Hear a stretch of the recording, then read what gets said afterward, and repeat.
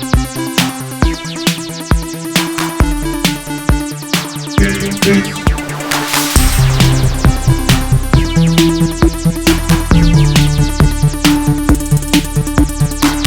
everyone, welcome to GameFace, episode 222 on Sifted Games at sifted.net. I'm Shane Satterfield, your humble host for our podcast. We're going to whip you around the world of video games for the next 2 hours plus.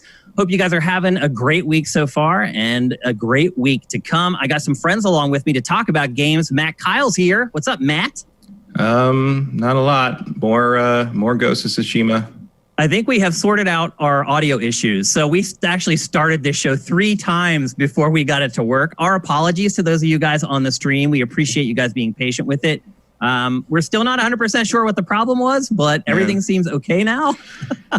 I was saying we're offline, and it mirrors my struggles with my printer the other day that magically fixed itself this morning. Can I ask why in this world of devices and computers that can tell you every little thing about what's going wrong with them and then usually fix them themselves, why the printer experience is the same as it was in 1985? I have the same problems, Matt. My printer, if I restart my computer, it'll never talk to the computer. I have to unplug it, plug it back in until it finally talks to it. I don't why is the Eddie Izzard 2020. Why is the Eddie Izzard bit about computers from 1996 still as relevant now as it was then? Just, I don't know why that doesn't progress somehow. I don't get it either. Also along with us, we have Mitch Sikorsky, who's handling TriCasting today. What's up, Mitch? Under pressure here for the first 20 minutes of the Not Show. I mean, what's new? Let's be honest. So it's fine. You know, it's all good now. Yeah, I mean, this is my respite from the rest of the crap in the world. Thank God. So because it's just gone from bad to worse. Like I could talk for hours about how shitty I feel about my country right now and our government, but I won't, because I'd rather talk about video games. So yep, it's way more fun, that's for darn sure. So anyway, hope you guys are having a good week. It was a pretty slow week in games, to be honest with you. Putting together the big 6 for Sifted HQ episode 22, which is live right now on the site, was a struggle. Like, one of the stories I had to include was that Rocket League is going free to play. Like, that's where we're at this week. There was Carrion, but I didn't realize that was Game Pass until too late. Yeah. So anyway, we do have a good show for you guys. We have a bunch of good topics. We're going to return to Paper Mario, the Origami King, and we're going to talk about Ghost of Tsushima again because we hadn't finished either of those games last week. We're obviously not going to talk about them as long as we did last week. I'm going to get an update from everyone, kind of updated impressions now that they've gone farther in both of those games. But before we get to that, we're going to talk about our poll of the week for last week. Our poll of the week last week was, what's the most important feature in a console? And I talked last week about how the sign of a good poll is when the options are evenly distributed among votes, or the votes are evenly distributed among the options. And this week, I did a really, really bad job. In fact, the worst job ever with our poll of the week, because there was one option that won in a landslide. So there were 5 options that you could choose for the poll. The first option was hardware, power, and functionality. The second one was exclusive games. The third was backwards compatibility. The fourth was extra services, meaning like Game Pass, Xbox Live, PSN, PS Now, stuff like that. And then the last one was secondary hardware. So things like VR, motion controls, stuff like that. And as I said, this poll was a landslide, and 72% of respondents responded with exclusive games are most important. And I felt vindicated in this poll in some ways, because we've been preaching this to you guys for literally like 20 years. The games are really what matter. Y'all are getting it. So that was also my choice in the poll. Matt, I'm guessing it was yours as well. Yeah. It was not a big surprise. And I would say, Shane, it's not a bad poll. It's just that's what people care about. Yeah.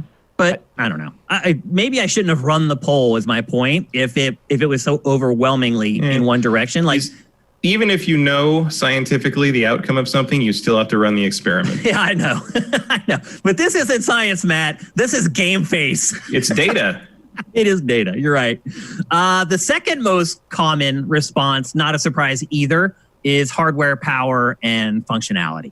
And I guessed that would come in second. That finished with 21% of the vote. And then the last 3 options were just fighting for scraps. Backwards compatibility got 4% of the vote. And then both extra services and secondary hardware functionality both got 1.5% to round us out to 100%. So not a big surprise in this poll. I do want to read a couple comments that you guys posted in the poll, some of the better ones and the ones that kind of represent all the options. The first one comes from McWomble. I was toing and froing, I love that, from hardware to exclusive software because the hardware needs to be good enough to run the software in a good enough state to deliver what the game designers have produced. I ultimately chose exclusive software. That's a good point, though. It's hard to have one without the other in a lot of unless you're the Switch. Well, I'll get to that because we have another comment from somebody else. Next up is NZZ. He says, for me, or she, for me, during this upcoming console generation, it is going to have to be backwards compatibility. Legacy consoles are not going to function forever. Digital as well as physical library should certainly carry over. I don't have the space to keep all my old consoles hooked up, and I am not just going to abandon games I have accumulated. I think that's a fair perspective. Yeah. And if that's your perspective, then I could see where backwards compatibility I could see where you'd be a part of that 4%. Let me put it that way. And then the final comment from the poll comes from Comic Book Cast 2. And he says, exclusive software is the main driving force for me and should be for everyone. I don't get why people would choose power over exclusives, like the Switch isn't powerful at all compared to PS4 and Xbox One, but damn, the Switch is a killer console because it has some mind-blowing exclusives. So that kind of addresses what you had said earlier, Matt. True. And the first quote as well. I just find myself playing those exclusives and wishing I was playing them on a more powerful hardware a lot of the time. I hear that. I totally. But I do think it's not like I didn't buy the Switch because the hardware wasn't powerful. I bought it because I wanted to play the games. It's just I am in a very negative headspace on that issue right now because I've just been trying to play Deadly Premonition 2, and a patch did go up that improved performance a little bit. Oh, really? Because they had said they may not do that. No, they are now. They are, and so it improved performance a little bit. It fixed a couple of things, and it slightly altered the transphobic scene. It didn't really fix it, but I guess it just proved they're working on it fast. But Swery said that they are still working on improving performance, and this is not the last time we will see improved performance. And it's not okay, but it feels more like a beta now than an alpha, so it is progress. But definitely playing Deadly Premonition 2, I had this issue on my mind. But hey, they got my money, so they sure did. So anyway, that's the poll of the week for last week. Thanks to everybody who voted in the poll and left comments. Again, I'm going to try to do my best. One, to pull comments from the polls that represent kind of the polling. But two, I want to make sure I get as many people into the show as possible. So keep posting in there. You may not have made it the first couple weeks, but I'm looking for people that we have not featured yet to feature going forward because I want to give everyone a fair chance to have their say. The new poll of the week is live, and as usual, it's in the header on Sifted right now. And you probably aren't going to be surprised by the topic of it. And the poll is related to the Xbox Games Showcase that just happened on Thursday. And there are a bunch of options there to let you explain how you're reacting to the Xbox Game Showcase. And you're going to hear how we react to the Xbox Game Showcase later on in the show because it is the marquee topic for episode 222. So we're ready to get on with the show proper. But first, here's a word from our sponsor. Ready to get away from it all without losing all the comforts of home? DeShazer Ryan Realty has a once-in-a-lifetime 200-acre estate for sale in Libby, Montana that gives new meaning to the phrase roughing it. This eye-popping main lake house on this sprawling estate has 4 bedrooms and bathrooms, phone, and internet. There are also separate guest and caretaker houses. It's the first time this property has ever been for sale, so don't let the chance to buy a slice of outdoor heaven pass by. It can be yours for $3.4 million. If you're interested, no matter where you live, contact Doug DeShazer at 406-291-1643 or deshazermt@gmail.com. He can also connect you with local realtors who can help you with your specific needs. If you want to see more, head on over to www.snowshoeranchmt.com. That's snowshoeranchmt.com. Big shout out to him. It's nice to have a sponsor for the show. So thanks so much. Yeah, man. It's a huge deal for us having sponsors. A game changer in a lot of ways. So thanks to DeShazer Ryan Realty for supporting the show. And thanks to him. He's a really good dude. If you're the type of person who tries to only work with good people when you can to reward good people, give them a call. And with that, it's time to get on with the show. I'm guessing everybody has probably guessed that this topic was going to be in GameFace 222 because it's near and dear to at least two of our hearts. And that is that G4, the gaming TV network that Matt and I both worked at for quite a while, is being revived in 2021. Matt, what's up with this, man? You got inside information on what's been going on over there. Now, the news is that it's actually not going to be a TV network. It's going to be an app or a digital-only property. Do you have any intel on what's been going on over there, Matt? Not that I can really tell you. Okay. But yes, it's not going to be a TV station. Like, that is obvious. Like, no one's crazy enough to start a TV station in this day and age, especially for a niche subject matter kind of thing like this. So I'm sure it'll be a streaming thing or a content channel or, who knows? Like, it doesn't sound like they've made up their mind on that, or at least they're not ready to talk about it. But it is being done. Like, some guys like dug into like the ownership of it and like kind of who's the company, the sub companies running or whatever. And it is being done by the House of Games. No, that was us. That was us when we were there. Yeah. So for those of you who don't know, when we worked at G4, we technically didn't even work for G4. The people who were now the execs did. Yeah. The people who worked in production, we worked for this LLC, the production company, the House of Games, THOG as we called it. Yeah. And basically it was so G4 didn't have to give production people benefits. Yes. Really slimy. Very, very common, especially back then. Yeah. And because then that G4's eventually parent did company change. was Comcast. So after I left, you guys did get moved over to staff with Comcast, and you got all their benefits and everything. Pretty much, yeah. We were Comcast, and then after the merger, we were NBC Universal, and everything was pretty much the same. THOG went away as soon as we moved to the E building on Wilshire. Okay. And this is being done by the company that is attached to is Tucker Roberts' company. He's the son of the CEO of Comcast, and he usually does a lot of sports stuff. It's kind of this like seems to be like a company that he sort of like gets to play with whatever he wants to play with, and usually it's sports stuff and things. But I guess he grew up watching G4. He's like 29, I think. He grew up watching G4. He is, I believe, currently dating Olivia Munn. Oh, well, there you go. Or so the gossip rags say. I don't know. You go. I will say this: they got some. I think they're talking to some of the right people. Certainly, judging by that teaser. What types of people, without obviously being too specific? Production people, executives, creatives. I don't think you're going to bring back the executive team of G4. No one needs that. Well, that's because Venn did it.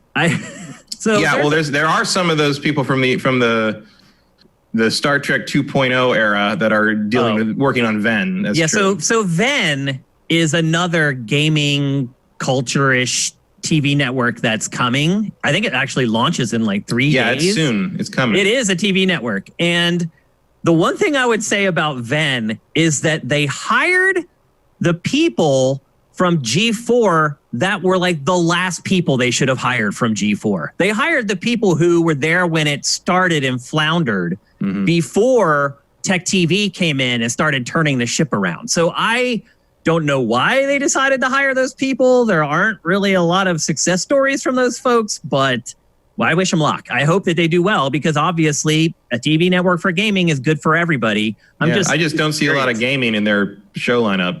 Yeah, their trailer was not encouraging. I mean, it really just looks like a YouTuber TV network to me. Yeah, it's a very tangentially game-related thing from what I can see. I mean, it's like saying that like Home and Garden Network is about grass. Like there's probably going to be grass mentioned, but it's about other things. You know? Yeah, it doesn't appear that there's going to be any sort of an editorial voice at Venn, which for me personally, as far as watching it, that's a deal breaker. Right. And that's not super unexpected, I think. If you're going to you're doing something more broad appeal, you don't want to have to be criticizing the stuff that you then depend on for your content and pissing off the company. Because it sounds, if you're doing something especially that big and in the TV space, I think you're going to be leaning very hard on branded content.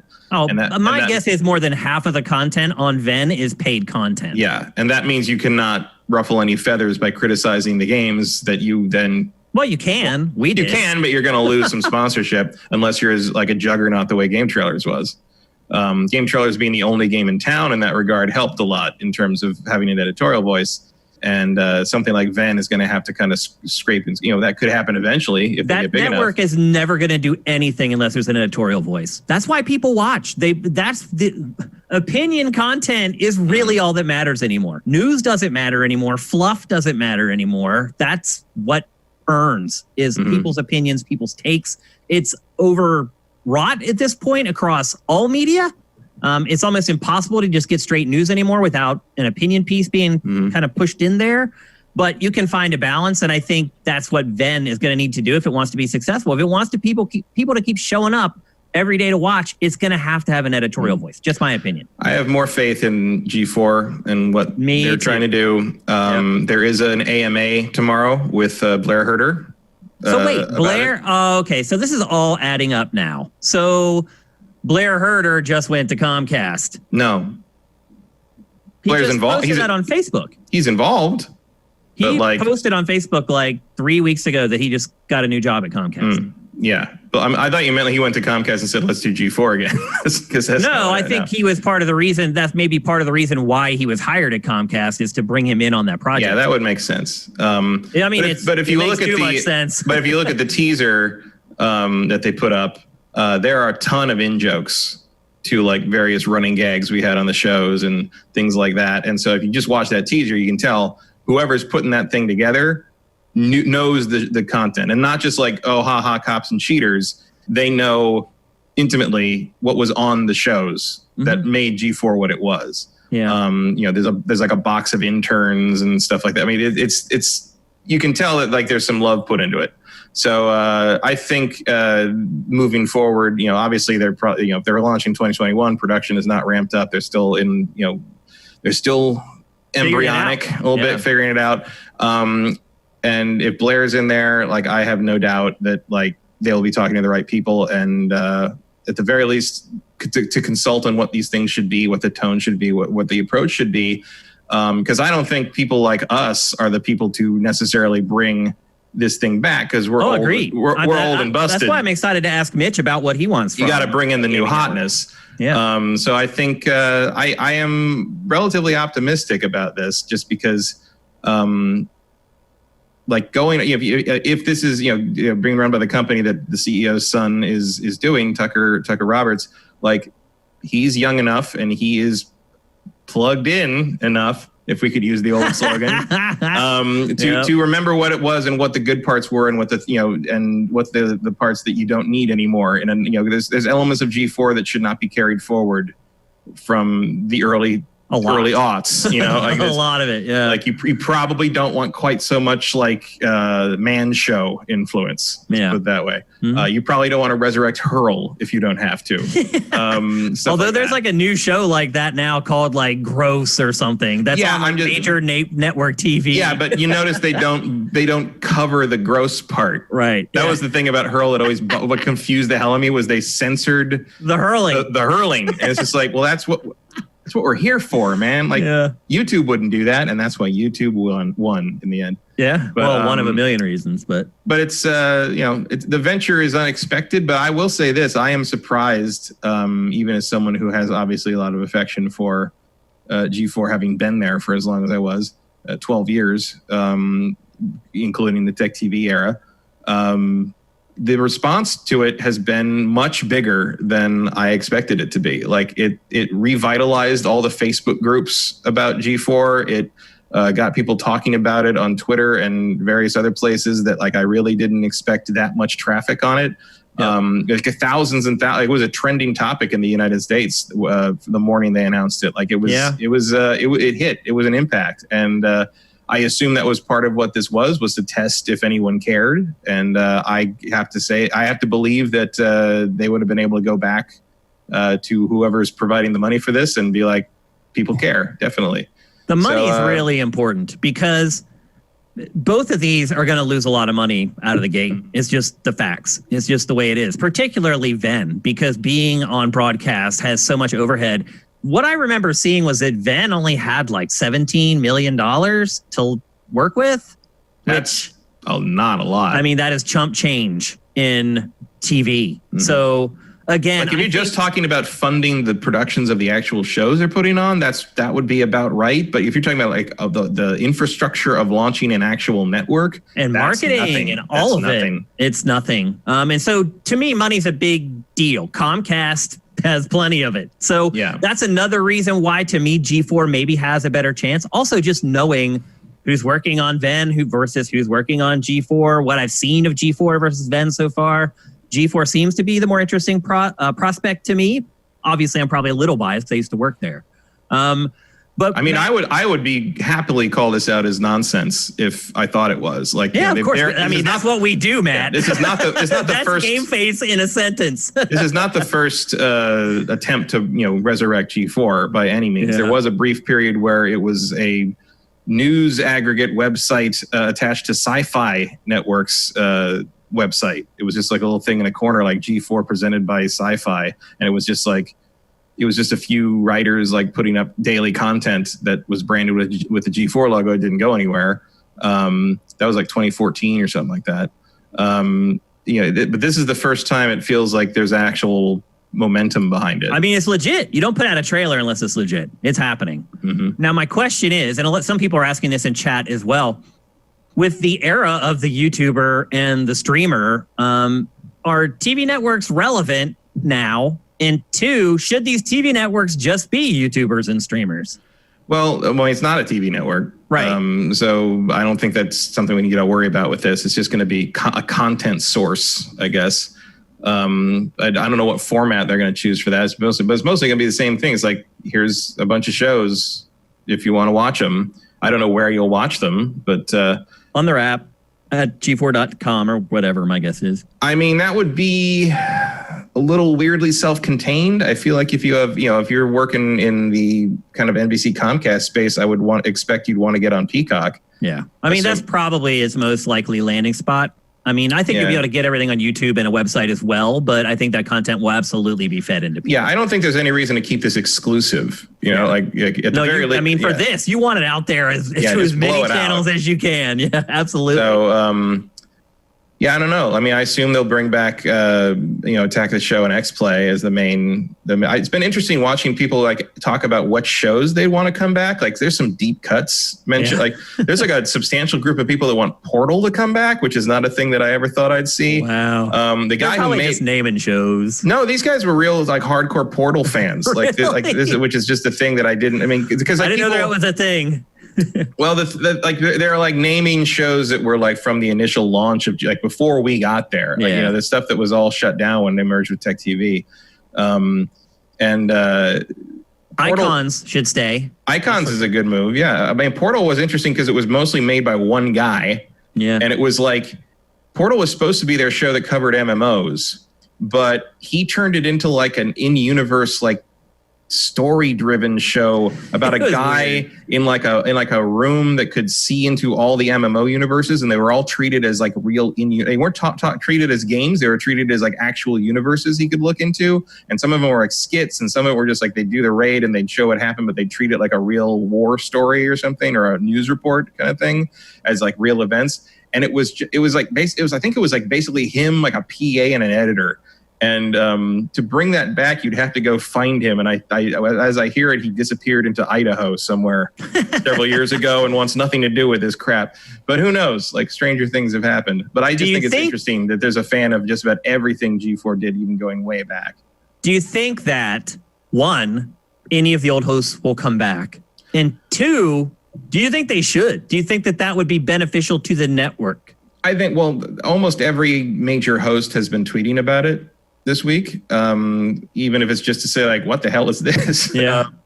But like, I think they should. I think it would be wise to launch at least with a bunch of those hosts in place to kind of endorse it Maybe You know, like launch week, their special guest host or something. Like I think you want all the old hosts to come back and kind of say like, hey, this is cool. We're into it. Like we approve of this and we pass the baton over to who all these new kids are. Mm-hmm. And sort of like, maybe they can like make appearances now and then. Like I wouldn't want to think like Kevin and Olivia and Adam and Morgan would host a daily show anymore. I mean, everyone's moved on in their careers.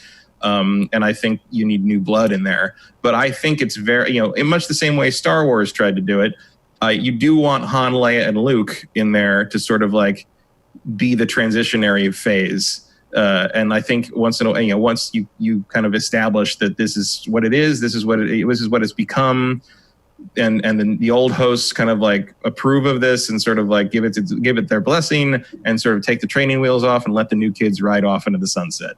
Yeah, I mean, maybe I think that's how one thing we should just say right now is that Adam and Morgan aren't coming back to host X Play. It's just not going to happen. Like you're not going to get any of these old hosts to come back full time. I don't think. I mean, Adam launched his own company that's doing very well. Morgan's working in other parts of the industry where she's very happy. They might come back for what you said, like the launch week to do a guest appearance here or there, just to kind of give their blessing, so to speak. But it's not going to happen permanently. Yeah, and I wouldn't want it to happen permanently. As speaking as someone who might produce stuff for it and someone who would watch it. Like, it's been 8 years. Like it's a different generation. It's a different world. It's a different, gaming is a different place now. There's a lot of more esports stuff. There's a lot more streaming elements. I think you do want younger blood. You want, not that young is better than old or whatever, but it's just like you want new blood that can that doesn't need help plugging into what that is going to be. Someone in chat just said that Adam left Spike Trap. Yes, he is not with Spike Trap anymore. What? It's his company. He was tweeting about that like a month or so ago about that was his name on Twitter for a while. No longer associated with Spike Trap. Sessler. What happened? Do you know? Well, you're gonna have to ask him about that. Okay, I will. Wow, I didn't even know that. I just found that out in chat. It's his company. How do you leave your own company? Well, then maybe he is into it. I mean, what I was getting at before I saw somebody post that in chat is that if you can find somebody who's as good as Adam Sessler, sure. Yeah. I think you're going to have a really, really hard time finding someone as good as Adam Sessler to host a show like X Play. Like, I don't know if it's possible. That I agree. show was made for Adam Sessler. I mean, he's a once in a generation talent, but it's a new generation. He really is. Like, I've been in this industry for 20 some years now. I've never worked around someone as talented as Adam. And by talent, I mean someone who can just nail it. First take and then start doing ad-libs that make each take better. Someone who goes in the VO. I didn't really understand. I hated the word talent when I first started working in TV because I was like, well, what does that mean about me? I'm not talented. Then I went into the VO booth with Adam for the first time and watched him voice something. And I was like, okay, I get it now. All right. And then as you keep working with him, he's amazing. Mm-hmm. And he carried that show. Like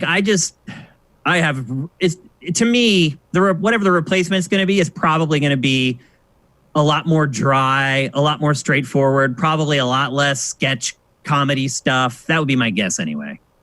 I mean, I think that would not be true to the show. I agree. But I mean, I assume that conversation is happening as we speak about what that needs to be. Yeah. That's interesting because my growing up on X Play, the sketches weren't as big of a component, and it's maybe because I got there later. So watching this B-roll that's exactly of why. The sketches because you didn't start watching until the later days. Yeah, and it makes sense. But watching the sketches of the B-roll, I almost thought it was almost unrecognizable as G4 of what I know as G4. So that's a really interesting conversation that they are going to have because 2004 to 2007 G4 is very different from 2007 to 2012 G4. Yeah, around that time. And that's leaving this. Well, once we moved to the new building, production became more difficult. In the house in Thog, the House of Games, because it was a production company, we had the run of the whole building. We had our own camera crews and edit people and sound guys that were there full time in this little like kind of camera crew audio guy bullpen place. If you needed to shoot something, it was went over, saw who was available, and said, "Hey, come over. We're going to shoot something." Yeah. And everything became much more formalized, schedule driven, and paperwork driven once we got over to the e-building. Which really and you had to do everything. There was a run and gun indie guerrilla quality to the old stuff, to the old building. And once we got pulled into the Comcast world, it became corporate. Everything had to be planned way in advance. You couldn't be spontaneous. And the spontaneity was gone. Like the kind of the scrappiness was gone. Doing those episodes where we did like a big like kind of narrative thing, which by the way is something I would never even try to attempt without Adam. Like Adam was the I knew that would work. I knew that Fear and Loathing episode was going to work because Adam would sell it. I went to him and I said, if I write a Fear and Loathing episode, will you do the Raoul stuff? Will you be Johnny Depp in that? Will you be Hunter S. Thompson? And he's like, whatever you need me to do. But he was completely committed to that. Yeah. He never said no to anything. No. I proposed. Committed to everything, but that in particular, I was like, we're going to do this crazy thing in the middle of the desert, and you're going to have to memorize this whole thing, and all these monologues and stuff. And he's just like, he's like, I've always wanted to play that character. Let's do it. And that was the kind of enthusiasm that got us there, and the fact that like we just went out and did that. We just went out and did that. Like there was, there was an infrastructure there to make that happen. We got the permits if we needed to. Yeah, but if we didn't need to, we just went and did it. Damn right. We drove into the desert with a pickup truck full of gasoline bombs, and that was the end of it. My favorite period of my entire career so far, working at G4 and working on X-Play. It was just a magical time. That period where we started to realize, wait, we have a budget now? We have like a ton of viewers? Amazing. Yeah, it was magical. I really loved working. So you're not going to capture that lightning in the bottle again, because like you say, it was a time, it was a thing, it was the talent involved, both in front of and behind the camera. But you could effectively replicate it for a new audience, for a new generation. Like there's nothing about the X-Play format that couldn't be adapted to today. Of course not. Yeah. Most of our jokes wouldn't fly anymore because... I don't know. They're still pretty funny, man. I go back and watch old episodes. I'm not saying they're not funny. I'm saying they wouldn't fly anymore. Like, because of the content of some of the jokes. Yeah, I was going to say, different time now. It has not aged well. Like I went back and looked at some, especially Attack of the Show. Holy cow, that is extremely bordering on the line. It's cringy at times. In regards to how they treat females, it's to that point. So they will definitely have to fix that up. I do love the segments though that they offered in both X-Play and Attack of the Show at that time, and I think that still can be brought out in this current age. And still have that comedy feel. And I think that's for me, even though I didn't witness it during that, I want to probably say indie sketch type of in not sketchy as in sketchy, but like sketch as we get it, sketch comedy. Sketch comedy. But I think they can still do it what they did with the Comcast era in regards to doing just some humor mixed in with fun segments and all that kind of stuff. I think they really can nail that. And I think Matt's also right that the hosts kind of have to be there for the beginning to like pass off the blessing. Because to be honest, the reason why I watched it was because of Kevin Pereira, Adam Sessler, Morgan Webb, Olivia That's why Munn. People show up for the hosts. And they could talk about the crappiest thing in the world, but yet they made it entertaining for me. And so if they can find someone at that quality, then I think they can nail it. But that's a fine line to find, and so I'm really interested to see how that works out. Yeah, the only concern I really have is like, one of our advantages back then was that no one else was doing this. Yeah. Like no one, not just that no one else was doing, video game television, because there was basically Vic Lucas doing Electric Playground reviews on the run, and that was about it. But also, no one was doing funny game stuff. No one was doing skit stuff. Mega 64 didn't exist yet. Like that, that kind of thing wasn't a thing. In fact, early on in the show's first couple of years, the most common hate mail complaint we got was that we were trying to be funny and not taking games seriously enough, which when you look at the YouTube and Twitch culture now is ridiculous to say. Like, it was also, if you look back, like a lot of the comments I've seen over the last few days about X-Play, like what a lot of people remember most was our editorial. Like how our how good our reviews were and how accurate they were and how we didn't pull any punches. And I saw a lot of people being like, we need like reviews like that again, blah, blah, blah. And the ability to find what was interesting or funny about the game in addition to criticize. I mean, you're never going to top that Lifeline review.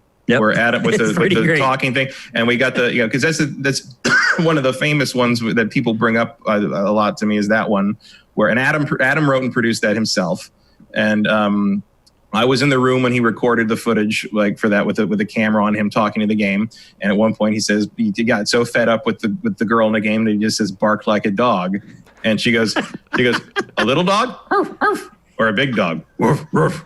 And we had, and like he just looks at the camera like what the, and he's looking kind of at me because I'm behind the camera, and I'm like what the, and we tried to get her to do it again, and she wouldn't do it. We could never get it to happen again. And when we ran it, people were like, oh, that was a joke. That was Morgan, because it does sound the audio quality is different from the rest of the video. It is, yeah. It's like an outtake clearly, and it does kind of sound like Morgan, but that was real. That's in the game. Like that really happened, and it's just like.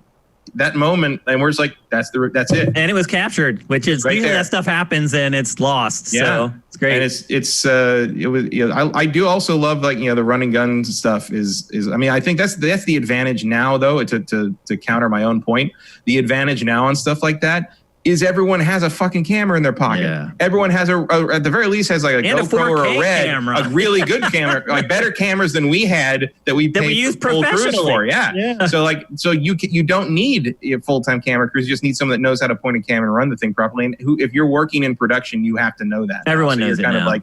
Yep. I think it's maybe a better time than ever for a show like that because you are going to be freed up in a way that we were locked down in the late aughts and the early 10s. The only hiccup I would say about this whole thing in regards to if it can be successful or not, and maybe because it has the brand name of G4 behind it, it will have some pull in regards to being somewhat successful, is I saw probably, I want to say maybe a year ago or so on Twitch, there's a spiritual successor to Attack of the Show on Twitch that shows up daily.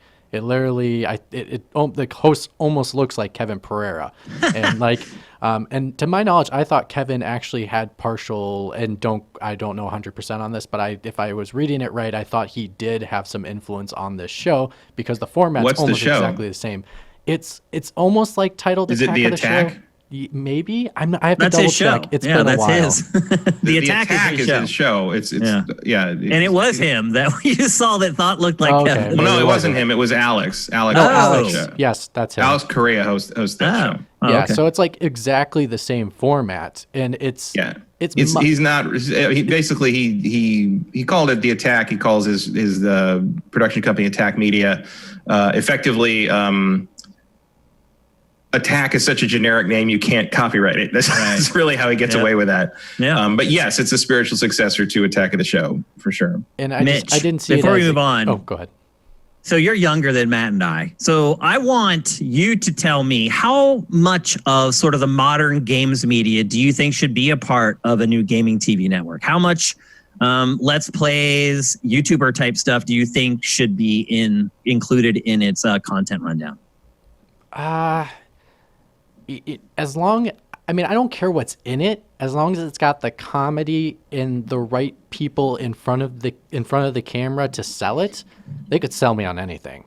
Like, but we're talking about other shows. Forget about Attack of the Show and X-Play now. They have to fill out a whole roster with content. So what should they do with the rest of the content? One thing I want is they should bring back Ninja Warrior, the original Ninja Warrior. Well, they can't. Well, they can't do that. They can't do that? Well, no, NBC owns NBC took that. NBC but they own so G4 they own broke American it, Ninja and then NBC took it. They own the whole Ninja Warrior thing. That also Ninja Warrior was originally made in Japan. Like G4 has no claim on Ninja Warrior at all. They were the first ones to broadcast it in the U.S., but then NBC was like, "Oh, we like that. We're going to take it." Yeah, it's a licensed show. They have no claim on any of that.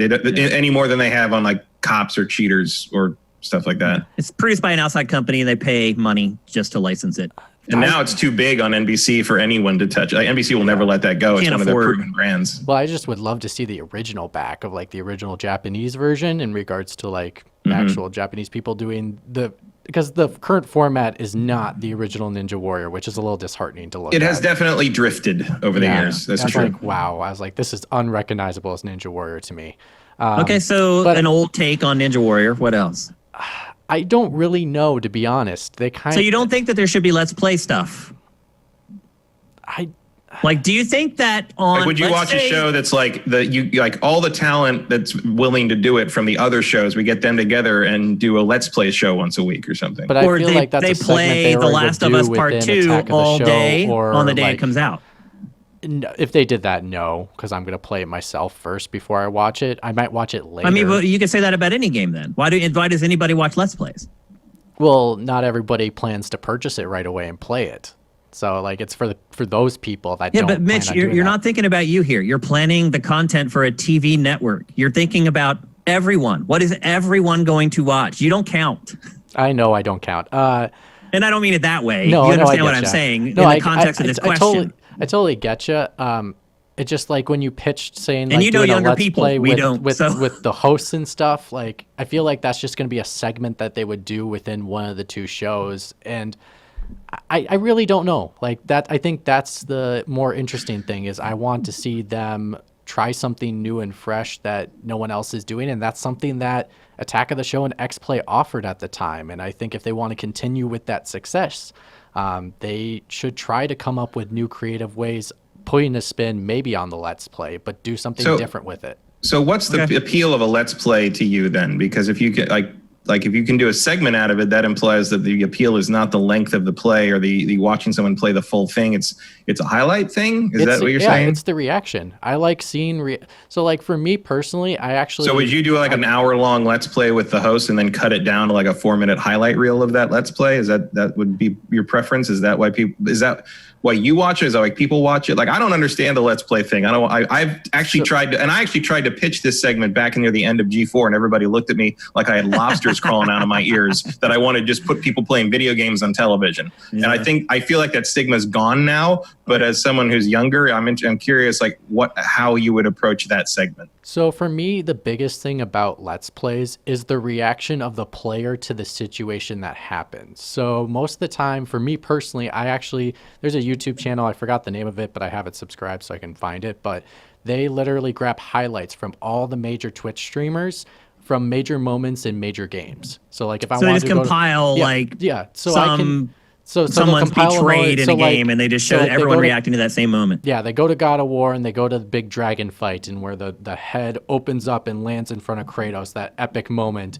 and they just show highlights of how people are feeling at that moment. Because, a lot of the time, because games is such a isolating, can be, especially if you're playing single-player games, is such an isolated social isolation that it's nice to like see how other people feel at the moment that you felt something. So like I'm always curious of being like, I felt that was amazing. Or if they don't like it, I'm curious on why they don't like it. So for me, that's why I would do the highlights, because then you can capture those individual moments that would spark conversation between players and people online to say, well, why didn't they like it like that, or something like that. I find those more interesting than just viewing an entire piece of gameplay, because I usually just skip and try to find the highlights that I want to see in regards to the moments that are memorable. That's interesting. Because like I don't think I would have thought of it that way, in the sense of, because my instinct was always to put the hosts together and have it be like a group, so they play off each other. But it sounds like what you could, but it sounds like what you're saying might be more interesting is if we have all the hosts play the games on their own setups, and then like say a big twist happens, and obviously this would have to be aired like after spoiler time was expired. It wasn't like a new thing, but like once we do that, like we air like a montage of each host in their own personal setup at home or whatever, reacting to that specific twist, and all that, and then maybe have all of them come back and be like, oh, talk about you could do a round table, like a round table with the reactions. Yeah, I think that would be genius of the way of evolving the Let's Play. I'll write that down. And just, Shane, I mean, there are those videos of react videos of all over YouTube. I mean, that's what they are. It's just the people reacting over and over to the same. Yeah, I mean, that's Fine Brothers' entire brand is based around that, obviously. Yeah. And sometimes it's fun just to see like someone having the same like exciting reaction. It's like the same thing of like going to a theater when you go to see Avengers Endgame, like the moment Captain America gets Thor's hammer, like you just can't. Everyone in that moment in the theater is like, oh my God. And that's for gamers can be an opportunity for everyone to be like, oh my God, together by seeing other people feel that same reaction. So at the end of the day, you're saying you would not be into long form Let's Plays. Not really. Not That's unless, tough because you have a lot of hours to fill on a TV network. I mean, well, I don't think you have a TV network here. You have a content fountain. Ven is kind of tangentially wrapped into this conversation. I will be shocked if Ven does anything directly game related like that. Because according to the announcement, if I read it correctly, they are just saying they are only focused on X-Play and Attack of the Show. They are not focused on bringing other shows into this G4. I wasn't aware of that, actually. According to the statement, if I read it correctly. So I don't anticipate them bringing another show back, but while we explore that, I want them to rip Ninja Warrior out of Comcast's hands, but that won't happen.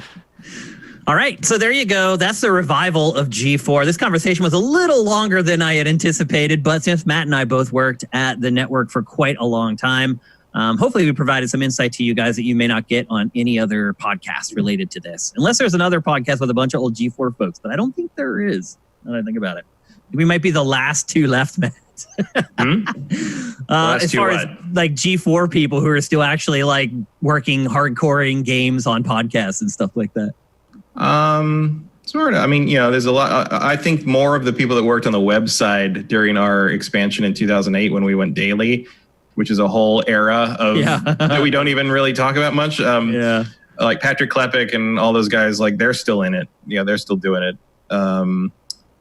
But yeah, overall, you're probably right. Yep, not many of us left. Everyone else has moved on to content creation of a different level. I mean, so have I guess. Like it would be hard to go back to that. It's as much as you're never going to go back and have it be like 2005 again. Well, of course not. Yeah, it could be better. You don't know, though. Yeah. Just have to wait and see. So anyway, G4 not relaunching until 2021. I'm guessing as we start to get closer, we'll start getting more information and we'll know a lot more. And if it's appropriate, we'll come back and we'll talk about it again. Next up, we're going to talk about what initially I think people thought was just a really terrible Nintendo leak. But as the days have kind of gone on since the leak, a lot of other companies have been hit too. Now, they're not 100% sure that it's the same hackers that got all these other companies, but the data leak for Nintendo was gigantic. And these gigantic leaks have started happening to these other companies now. So people are suspecting that it's the same hacker that hacked Nintendo is hacking these other companies, but we're a gaming podcast, so all we care about is Nintendo. Screw those other guys. I'm a little shocked that they had any of this accessible through online means. So frankly, it's really so convoluted. Do you ever watch the YouTuber Modern Vintage Gamer? No.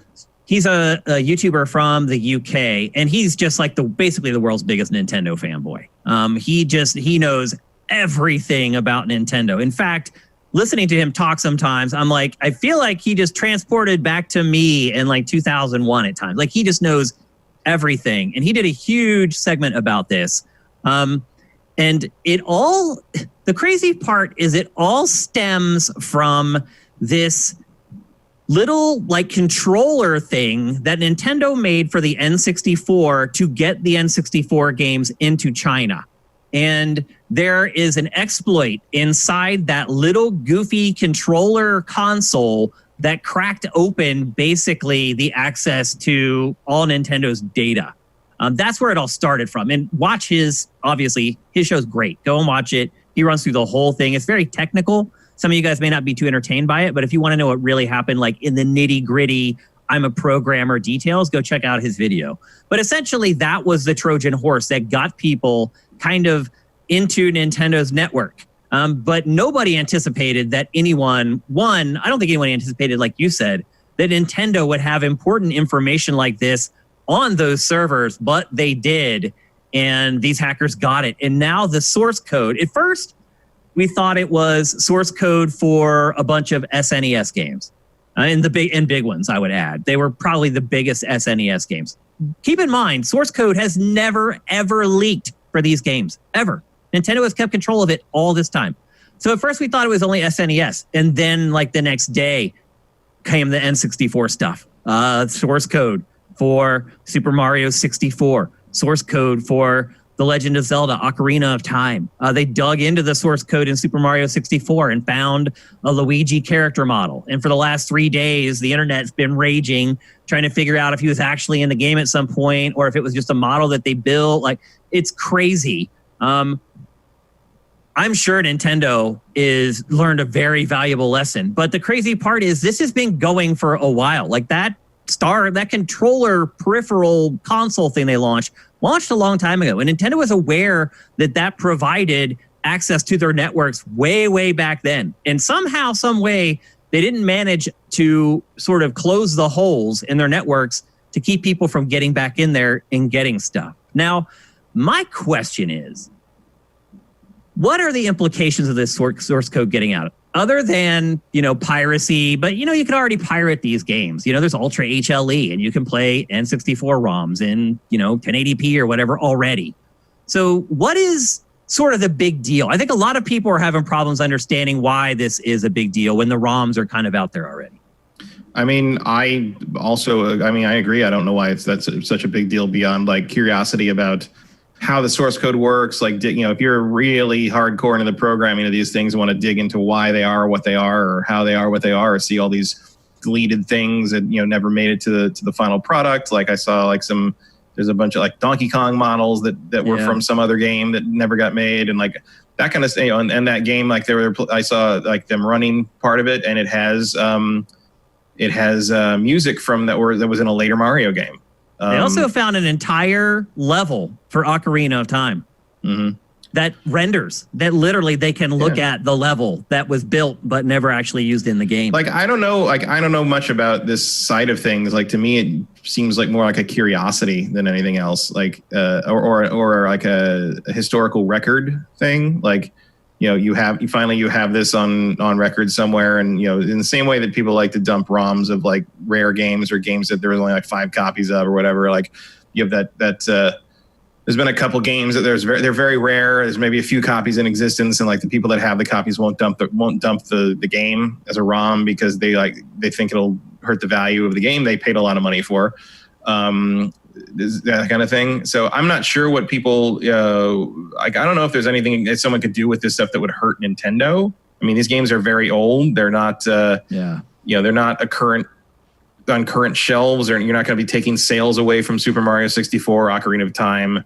I think it's more of a educational thing at this point. Obviously, probably some laws are broken doing this. Oh yeah. So that's different. Oh yeah, for sure. But it is it's also kind of a bizarre object lesson in like, you gotta, when you do things like this controller thing, like when you're done with it, you gotta clean that up. Yeah. You can't just leave that sitting there in some sort of dusty corner of the internet, because one day someone's gonna find it.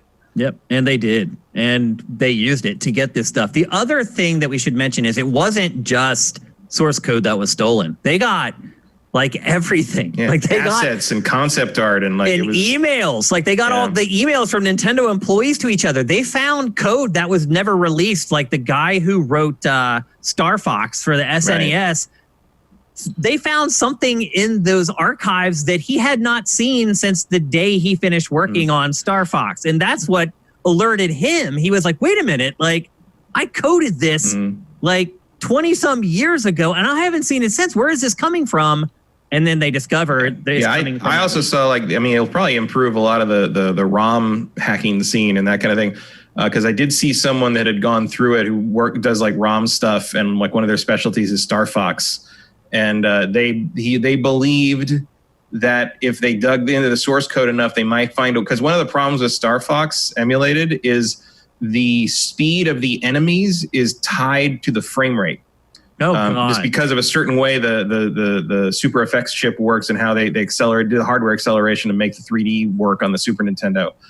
So if you try to bump the frame rate above the standard 30 frames per second, all the enemies move at super speed and you can't play the game. Yeah. So this guy believed that with the source code, he might be able to figure out a way to disconnect the enemy behavior from the frame rate. Maybe. And like, so you could have like 60 or 120 frames a second Star Fox, but it would play normally, which is impossible right now with the ROMs they have.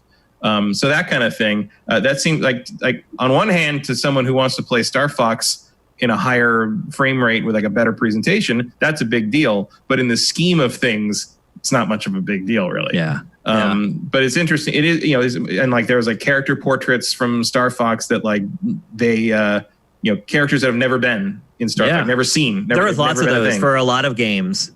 Characters that they worked on, even built models for, never included. And like that stuff's exciting. Like I don't know how important any of that is, but it is pretty cool to see some of these things. Yeah, because you're looking behind the curtain at Nintendo. I mean, here's the other thing. Like this, they probably forgot about all that stuff. They did. I'm sure they did. Yeah. Star Fox, I was like, what the hell? Like, people are like, why wasn't this ever in like a behind the scenes book or an art book or something? Probably because no one even knew it was still there. Yeah. Like stuff like from that era can disappear in a second. Like archiving was not really on point back in the 90s like that.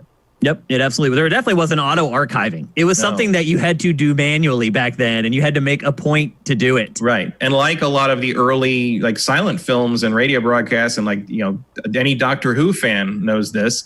No one back then, it never occurred to people that anyone would ever want to watch this again. So that's why we don't have a lot of the old silent movies. It's why the BBC recorded over the master tapes of a bunch of Doctor Who episodes. So they're lost. And the only way to find them again is like people dig up film copies that were sent to like Brazil, like for like syndication and stuff. Like it's like realizing that a nascent art form is going to be important and want to be archived and studied by future people. Human beings are very slow to realize that. And you're seeing that now with video games. That, it takes a level of narcissism, right? A little bit. Yeah, you're right. A little bit. To believe. I mean, also, like, you got to go back and put yourself, especially if you're younger, you got to go back and think, if you were, when we were young and playing like this at Apple IIe stuff, the idea that anyone 40 years from now would care about Karateka is nonsense. Yeah. But we do. And like, in hindsight, it feels obvious. It feels like, of course, if we spent hours and hours doing this as children, we're going to want to revisit it. We're going to be nostalgic adults. for it. Yeah. But people just weren't thinking about it. Like it was a job. It was a business. It was a product. It was not art yet. Yeah, that's true. It was a different perspective on games back then. The other thing too is that this leak is so vast. We have no idea what's in it still. I mean, they have just, I don't even know if they've scratched the surface at this point. The amount of data in there is mind-boggling.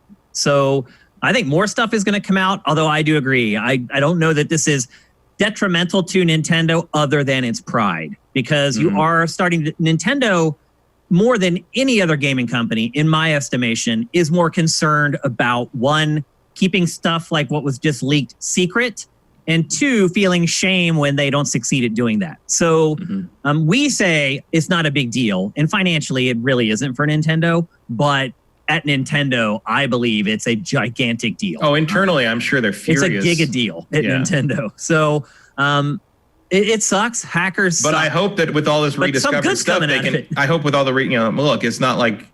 the ROMs have already been out there. The piracy's been out there. I don't think it's stopping anybody from buying, retro copies of virtual console games or things on the Switch or anything. Certainly, I don't care how good the ROM of Super Mario 64 is. I'm still going to get that Mario 3D anniversary remaster package on Switch if that exists this fall. Like, it's not going to stop me from. But I do hope that going forward, maybe Nintendo has now. I'm sure Nintendo doesn't have access to the source code until now either.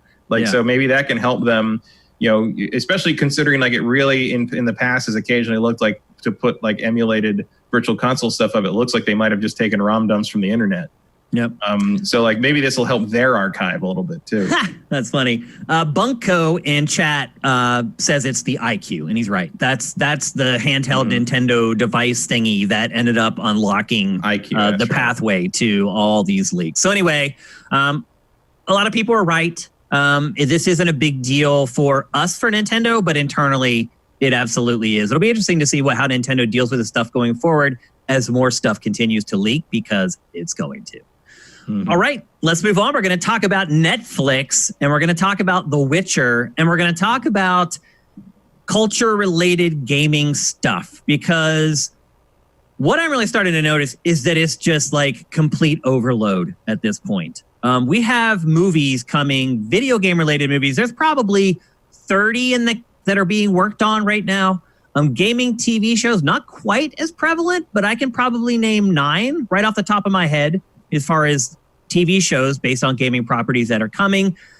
This week, Netflix announced that it is now producing a third Witcher TV series. So we had the first one, which Netflix also shared 75 million people watched. Holy cow.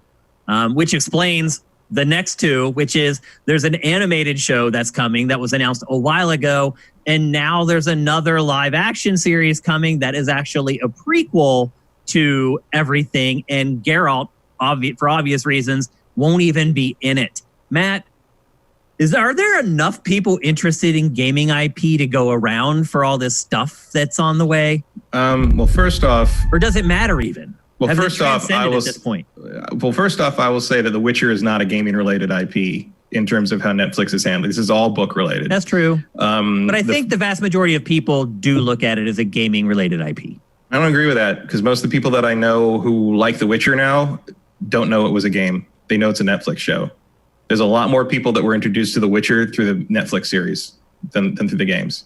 Well, 75 million people watch it, obviously. That's the truth. Although I don't know how many copies The Witcher 3 ended up selling. Witcher 3 ended up selling somewhere around 10 million. 10 to 15 million. Shane, I will That's a huge say game. Netflix kind of fudges their numbers a bit. Their only expectation is you watch the first 5 minutes. So 75 million people watch at least 5 minutes of it. A little bit, but at this one way or the other, the vast majority of people who know the Witcher know it from that show. Yes, that's true.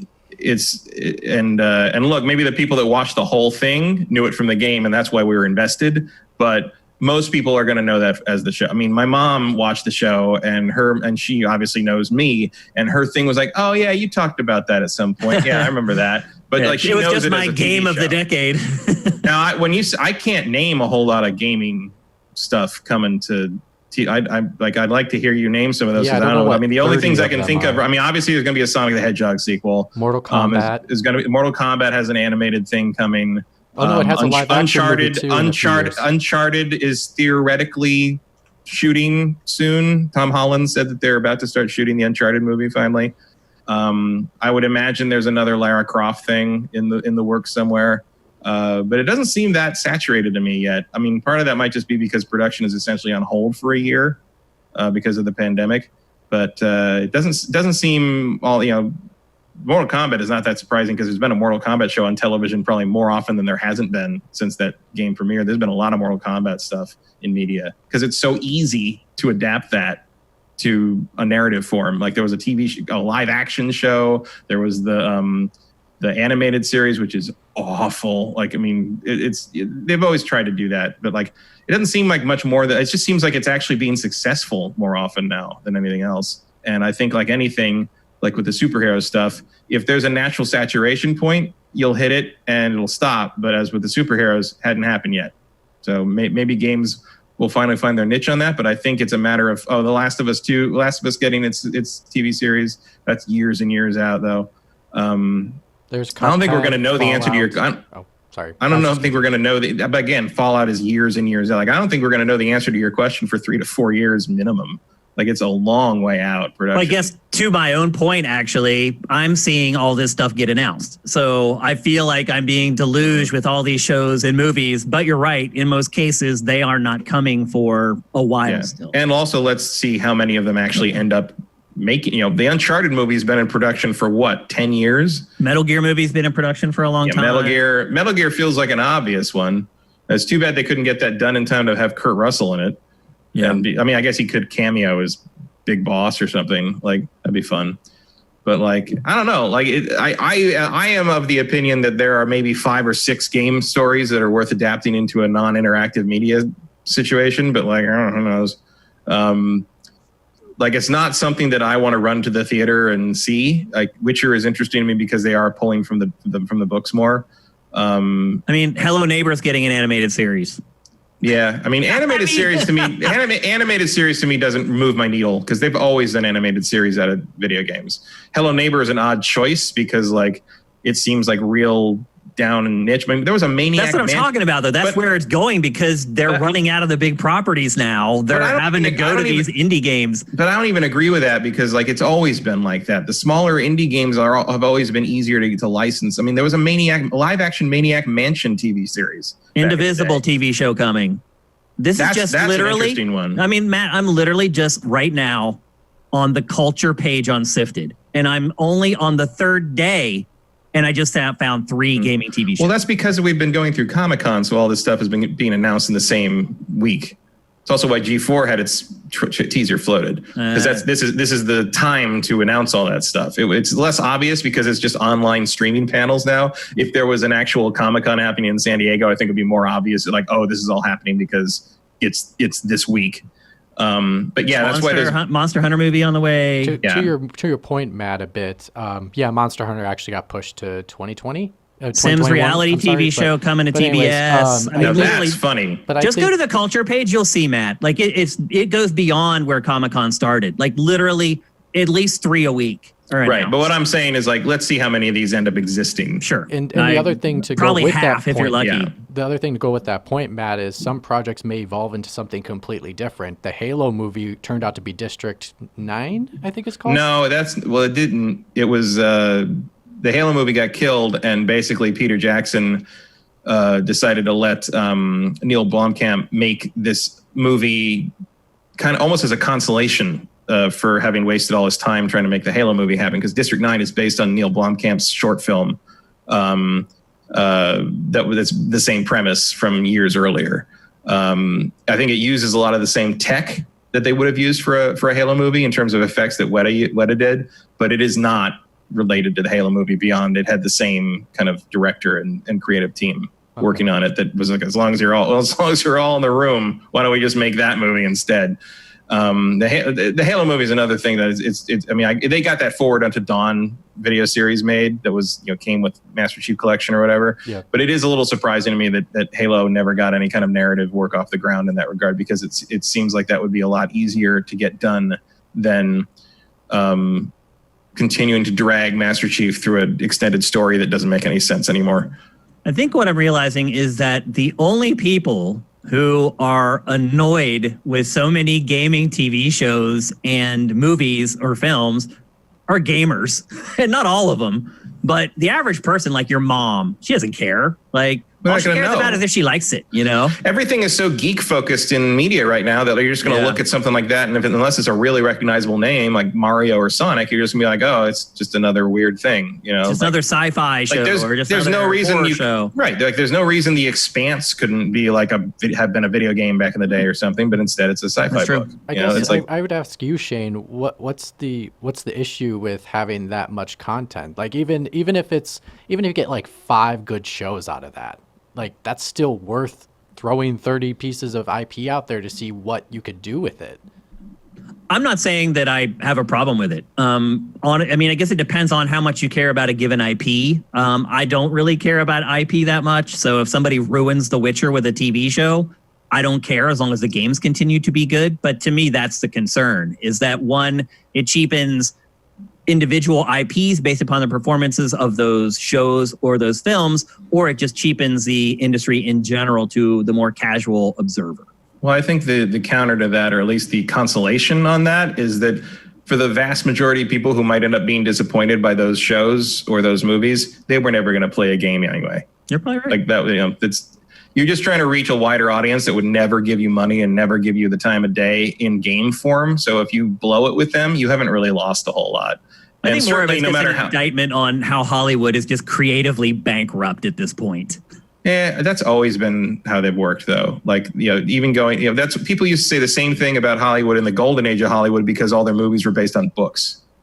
Like, interesting. They would say like, oh, Hollywood doesn't have any original ideas. That's why they have to always cannibalize books to make movies out. And now we think of a movie that's based on a book as like practically intellectual, right? It's like, funny. It's like, oh, wow, they read a book to make that movie. Did you know that? It's like, it's different, because otherwise you just had to play Sonic the Hedgehog to make that movie. It's like, so yeah, I'm not too. Although on the other hand, it's like if you want to, make a Final Fantasy movie, you had to play a very long game to get through that.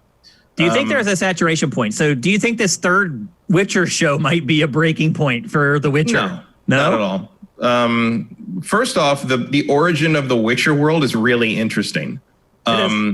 Because it's basically because that's the thing. And I think it took until Witcher 3 more or less to kind of get into that, because it assumes you knew it from reading the books, or you don't need to know it because it doesn't matter for the first two games. like the Wild Hunt stuff comes from the fact that like elves and monsters and weird magical stuff in The Witcher comes from what was called the conjunction of the spheres, where basically two parallel realities met, and that one reality had elves and monsters and creatures in it and magic, and our normal Earth reality merged with it, and like it dumped all this crazy fairy tale stuff on us. Explain that briefly in the show, actually. Yeah, they talk about it a little bit, and they mention it in the announcement. But basically, that's what happened. And the reason the Witchers arose was because people were being terrorized by these monsters everywhere, and so basically, a Jedi Order called the Witchers arose to fight these things. And what we see in the series, and of course in the game that we've already seen, is the tail end of that, where all that's sort of under control. And the Witchers are dying off because they're not really needed anymore. So this prequel series will kind of be in the heyday. It'd be like the Old Republic. It'd be the Knights of the Old Republic equivalent for The Witcher, which I think could be interesting, not just because you're seeing the origin of this thing, but because the world at that time is going to be much, much crazier. So they could really pull a lot of action-y stuff out of it. It could be a little more faster paced than the Geralt story is. And then the animated series, like I'm curious who that's going to be for. If that's going to be more of a Tales of the Witcher thing, or if it's going to be more of an animatrix sort of thing. Like there could be a lot of possibility there. So I don't think you're really saturating anything with that. I think that's a cool, just like, here's some more Witcher stuff while you wait for season 2, because they didn't finish shooting season 2 before the pandemic hit. So that's probably going to get delayed a little bit. It was supposed to be out this year, I think, or early next year. So we'll see. I'm not worried about saturating The Witcher, because at this point, people just want more Witcher in the same way that they want more Mandalorian. Mm-hmm. So we'll see. In terms of saturating with I think the advantage with video game stuff is, at the very least, unlike superhero stuff, you have a lot more variety in terms of what people are adapting. Like, I don't expect Sonic the Hedgehog to feel like Last of Us, to feel like Uncharted, etc. So I think you're freer in that regard. Like, every game movie and game TV show is not going to feel like every other game movie and TV show. So that'll help. Like, luckily for people making these things, the general wide audience doesn't even know that this stuff's based on a video game, so they're not going to generally judge it on that. To add to you, Matt, just for a quick second, I would just say that, I think the most compelling thing about this prequel show, it doesn't have Geralt in it. Like, I like Geralt, and I am enjoying the first season of The Witcher. I really did like it a lot, and I look forward to season 2, but I am looking forward to learning more about other Witchers, because Geralt is not the only one. Yep. Maybe they'll call it Witchers instead of The Witcher. I'm guessing they'll call it The Witcher Conjunction of the Spheres. Oh. Interesting. We'll see. So anyway, call Netflix. I got them all for you. All right, let's move on. We're going to talk next about Paper Mario: The Origami King. It led our show last week. We're not going to talk about it for a long time, mostly because Matt did not play anymore, right? I didn't touch another minute of that piece of shit. Okay, so I did. I continued to play it. And Mitch, you played a little more. It's not a piece of shit. I just annoyed with that game. I got about 5 to 6 hours in the game. Okay. I am like on the last streamer. So I'm basically coming down the home stretch at this point. The thing we talked about the most last week was the use of a timer and the related coin system that comes along with it. Now, Mitch created an excellent episode of Game Flip for Sifted HQ this week, where he goes into the game and tries to pull out things that he feels could improve it. And I think it's a great segment, and there's a lot of really good information in there. But I have played a lot more. And like Matt, I wasn't quite as frustrated as Matt was last week, because I had already started to click with the puzzles a little bit. But what happened for me since we last talked about this game is they totally clicked. It got to the point where it's to the point now where I see a board and pretty quickly I can get it sorted out and solve the puzzle. I still don't solve them all. Sometimes I just give up and just hit like all the button for the rings and just say, let's just see what happens. But I have become a lot better and a lot quicker at solving the puzzles. Now, while that does help a lot with the whole system, the tug of war between the coins and getting extra time, I still am right up against it. Like, I still, when I go back to Toad Town to hit the store, I'm making a tough decision on whether I want to spend my coins on an extra pair of boots that I need, or whether I want to spend that coin in the battles to cheer me on or to get extra time. Another thing that I realized that made this game a lot easier is that when you get the toads to cheer, they almost always give you health. And so in the boss fights now, I've just started, like, if I even lose a little bit of health, I just select a cheer at the beginning of my turn, and I'll get like half of my health back before the turn, before the enemy, the boss, gets another turn. And that has helped a great deal, but I am still really surprised that this game is the way it is, considering it really is targeted at kids. There's some writing in there that has some innuendo in it that will appeal to adults, and the writing's really good in general and really funny, and it does stay that way consistently throughout the entire game, which is really impressive. But ultimately, it's still really hard for me to see a kid enjoying this game. And the other thing I would say too is the longer I played the game, it doesn't do a good job or a good enough job of introducing new elements to you to keep it interesting. And as I said last week, you're not overwhelmed with combat in this game. There really aren't random encounters. You can see the enemies in the field, and every once in a while you get caught off guard and you end up having to go into a battle that you don't want to go into. But for the most part, you can pretty much pick and choose when you want to go into battle. So this game isn't one of those games where you're battling constantly, and yet at the point I am in the game, I'm pretty much done with the combat, because you just keep getting a more powerful hammer and a more powerful boots. And then the enemies, like, they're the same like 5 enemy types, but now they wear a hat. And so now you need to use more powerful boots on them, or it's not going to do any damage. That's kind of how the game progresses. And again, you don't really level when you improve your max health. It says vaguely that you're becoming more powerful. It doesn't say how or why. It just says, and you're also becoming a little more powerful now. And I'm like, okay, what does that mean? Like, and you don't really feel it in combat either. Maybe each attack goes up by like 1 hit point or something like that. But I will say this, last week when I was talking about this game, I really didn't think that I was going to continue playing it. I figured when the show was over, I was going to go back to Ghost of Tsushima. I have not played a second more of Ghost of Tsushima from GameFace last week. I did go back and play a lot more of this game, and that's because I just could not accept the conclusion that I had come to playing the first like 5 or 6 hours of it. I just couldn't. I couldn't believe that Nintendo would make a game that way. I just couldn't.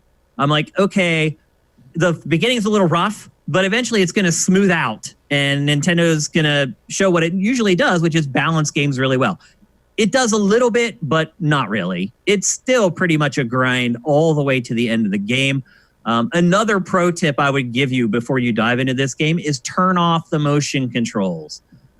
They're not that annoying, and they work mostly well when you're playing the game, but there is one boss fight in particular where you get the boss all the way down to where he has 1 pixel left, and he transforms. And then you have to use the 1,000 arms to finish him off. You have with one last move. So you have to get in next to him, then activate the 1,000 arms and use it. Well, what happens is the boss starts juking from side to side, and then he'll stop. And when he stops, that's when you grab him with the arms, and then you can attack him. Well, doing that with motion controls, it was impossible. I could never get my cursor or my arms to line up on him. They would just jerk all over the place, and I could never grab him. I turned off the motion controls, beat the boss next battle. And there's lots of goofy stuff like that in here. So I would definitely recommend turning off the motion controls in this game. It was a little tip that I gave Mitch that he ended up tossing into Game Flip as well. If you use the Pro Controller, it automatically turns off the motion controls. So it does not. It doesn't. Did not. Mine stayed on. Not. Mine turned off for some reason. No, it didn't, Mitch. It didn't. It didn't. They're still there.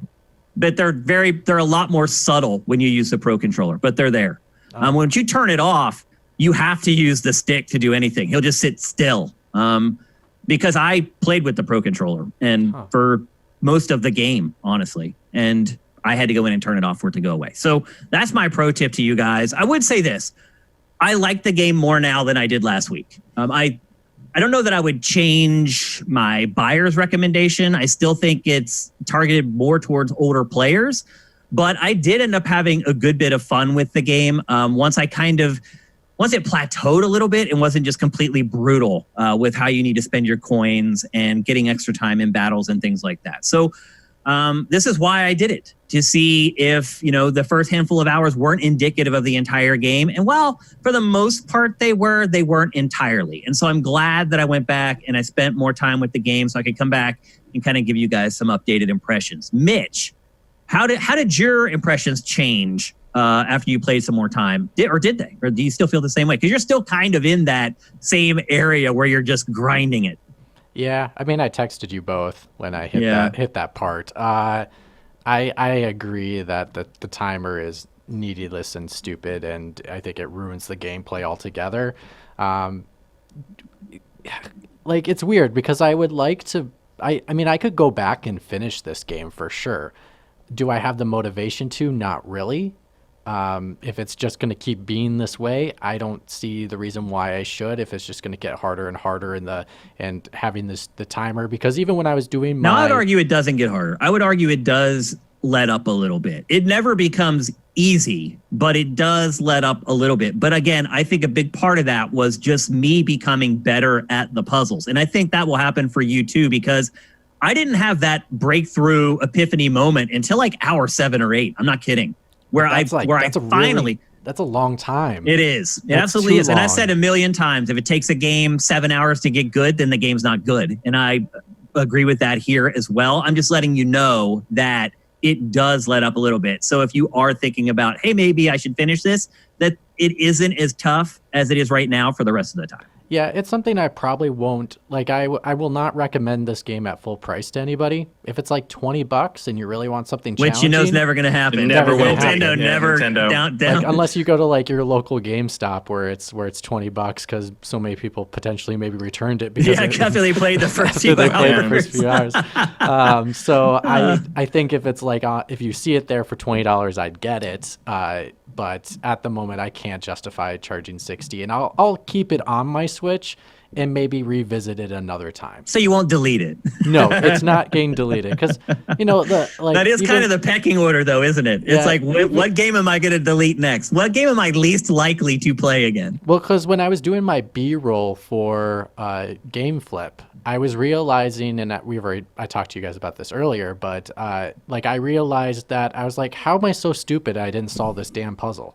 Just because of the timer. It's the pressure. It's the pressure, and I don't do well with pressure. So if you're a person that doesn't do well under the confines of pressure, under the gun, this game might not be for you. It'll crush you. It'll crush your soul.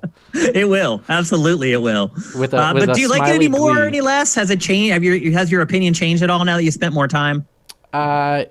Now understanding the puzzle part, I probably am not liking the game as much as I did in the beginning, but that's just because I didn't hit the difficulty curve that the game offered to you. But besides that, I love the writing. I love the world. It is beautiful, by the way. Yeah, it's great. The other thing I would say about this game is the farther you get into it, the better it looks. Games used to be designed that way. They haven't been that way for a really long time, but this game is like that. The further I went, the more beautiful and eye-catching and awe-inspiring the environments were. So more incentive to continue if you the quirkiness, the writing's excellent, the visuals are beautiful, and that's probably the only motivation I have to keep going is because I enjoy that part of the game so much. It just sucks that the combat has to be such a issue. Sure. Yeah. So, but yeah. So there you go. That's Paper Mario the Origami King. Matt, if you ever go back to it, which I highly doubt, it doesn't sound like you have any interest in doing that. But if you ever do, let us know, and we'll give you some time here on GameFace for you to expand a little bit on your impressions. When you least expect it. Well, things could dry up here pretty soon, man. I've been looking at Dossier for August, and it's not a banner month. So you may find yourself next month looking at things that are sitting on your hard drives and maybe considering going back to them. So we'll see. Next up, we're going to talk about Hideo Kojima and the dreams and visions for his next game. All signs are pointing right now, I believe, to some sort of a sequel to Death Stranding.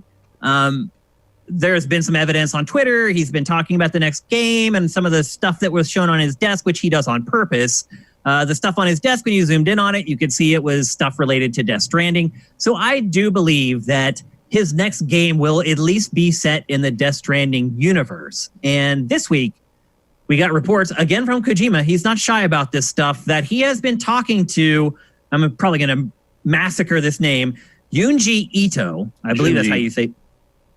Is that right? Junji Ito. Junji. Okay. Junji Ito. He is a legendary manga creator in Japan that specializes in horror. And if you've ever seen some of his work, it's pretty amazing. Yeah. I mean, I'm a gore hound, so I think it's amazing. You may think it's disgusting. If you've ever seen, like, it was a meme going around, goes around periodically, the one where they find like a wall with all these human-shaped holes in it, and people keep like compulsively climbing into them and falling down them and dying and getting crushed in them. That's Junji Ito. That's him. Like that's his demented mind. This hole, it was made for me. Like that's him. He's one of the most respected horror mangakas working today. Probably I would argue. Yep, it's up there, up there. And so the collaboration makes a lot of sense.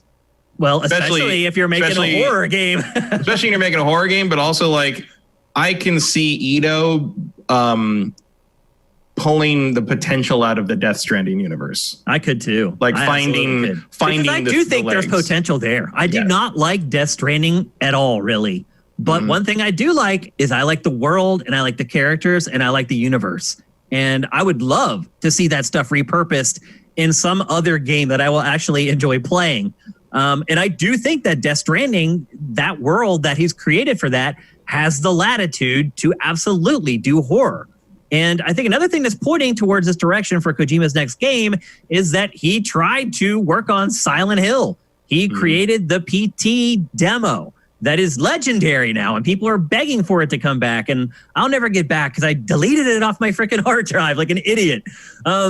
Just the buzz that PT and Silent Hills created for that, what was it, an 8-month window before it all went away, something like that, from beginning to end.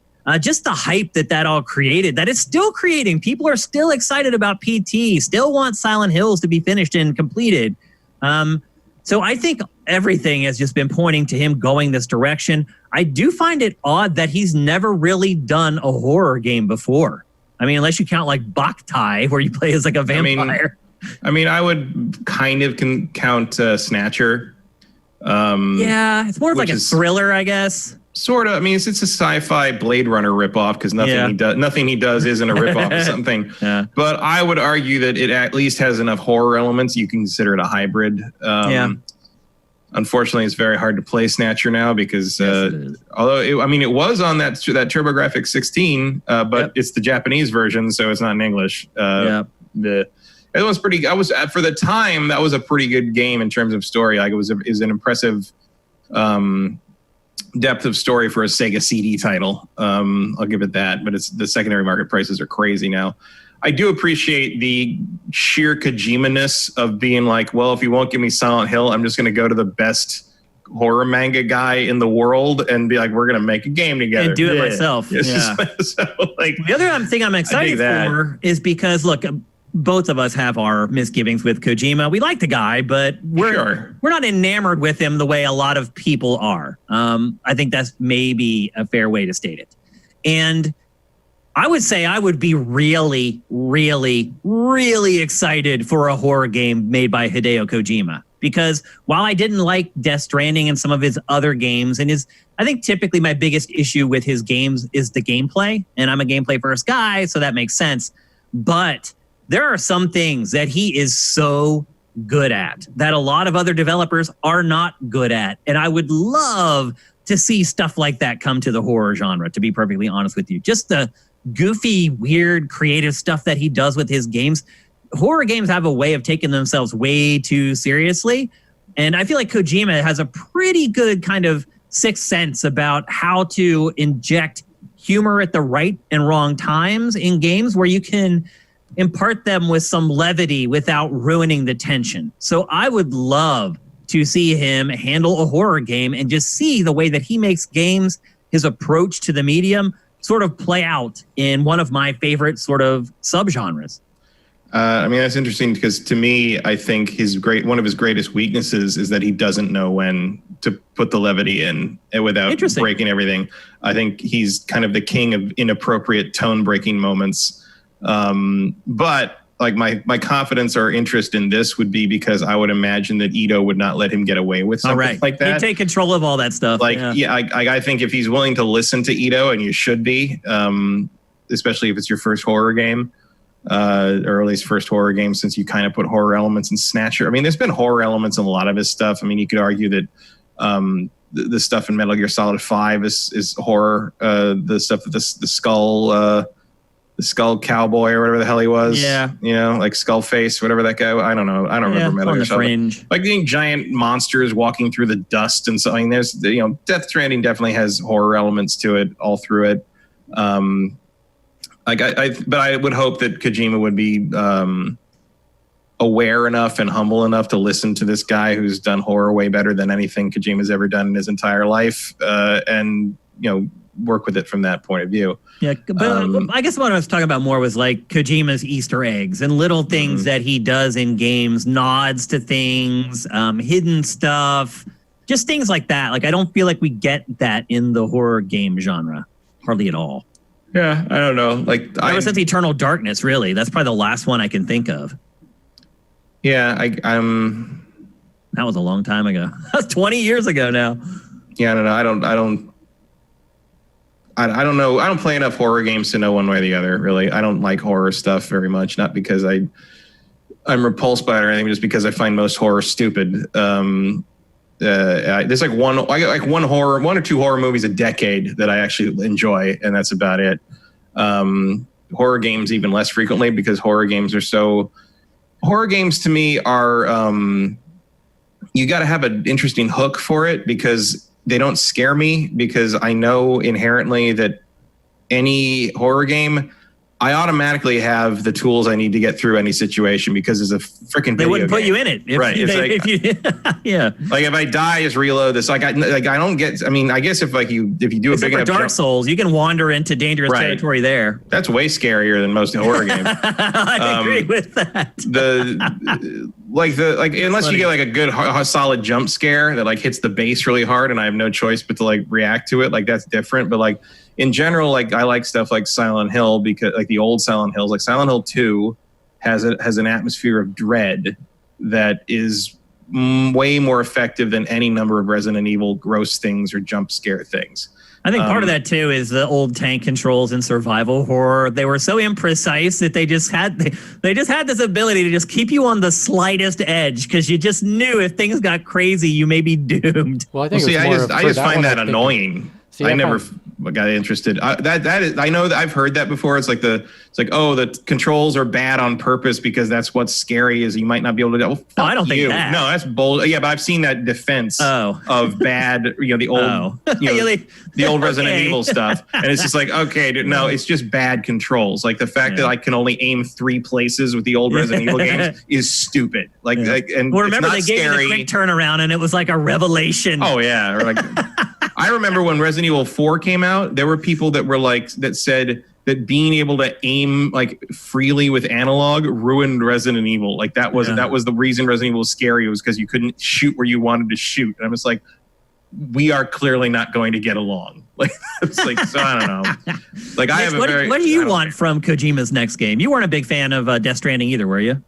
I enjoyed it, but I mean, oh, you did? For not to the point where I'm screaming from the hilltop saying it's the best thing ever. It was just, it was worth playing for me, but yeah, it's not. Are you gonna play it again on PC? No, I will not play it a second time. It's a one-time thing for this game. One thing I do think Kojima did well with the game though is he did really interesting camera angles in regards to telling the story.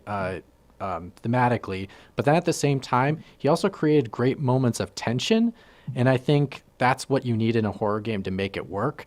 For sure. The one reason why I think RE2 Remake is one of the best remakes ever is because it still captured the tension of a zombie being just as dangerous as any other monster you could face in any other game. And like when it grabs you, it makes you jump and terrified because it's going to take a huge chunk out of your health. So I think as long as a horror game is able to capture that tension throughout the entire experience and make everything just as dangerous as the next thing, I think that's when you have a good elements to make a good horror game. Okay. When do you guys think we'll see the premiere for Kojima's next game? E3 next year? That's probably a safer bet, but like I think there's always a non-zero chance that we get some kind of teaser at the Game Awards because he and Keeley are tight. Bros. Yeah. Well, my guess is that would be just a CG trailer and not like literally no just like in-engine footage. Yeah. It could be like the Sekiro thing where it's literally just like a 10-second scene where like the arm twitched or something with the robotic, not the robotic arm, but the grappling arm. But I think even anything, if they still have that partnership with Sony, they might show a teaser at like something like a PlayStation. Oh geez, I forgot the event now. What do they call them? The directs, whatever. The PlayStation directs. State of Play. State of Play. Thank you. That they maybe do like a State of Play teaser and then do the real trailer at the Game Awards. I could see that. Yep.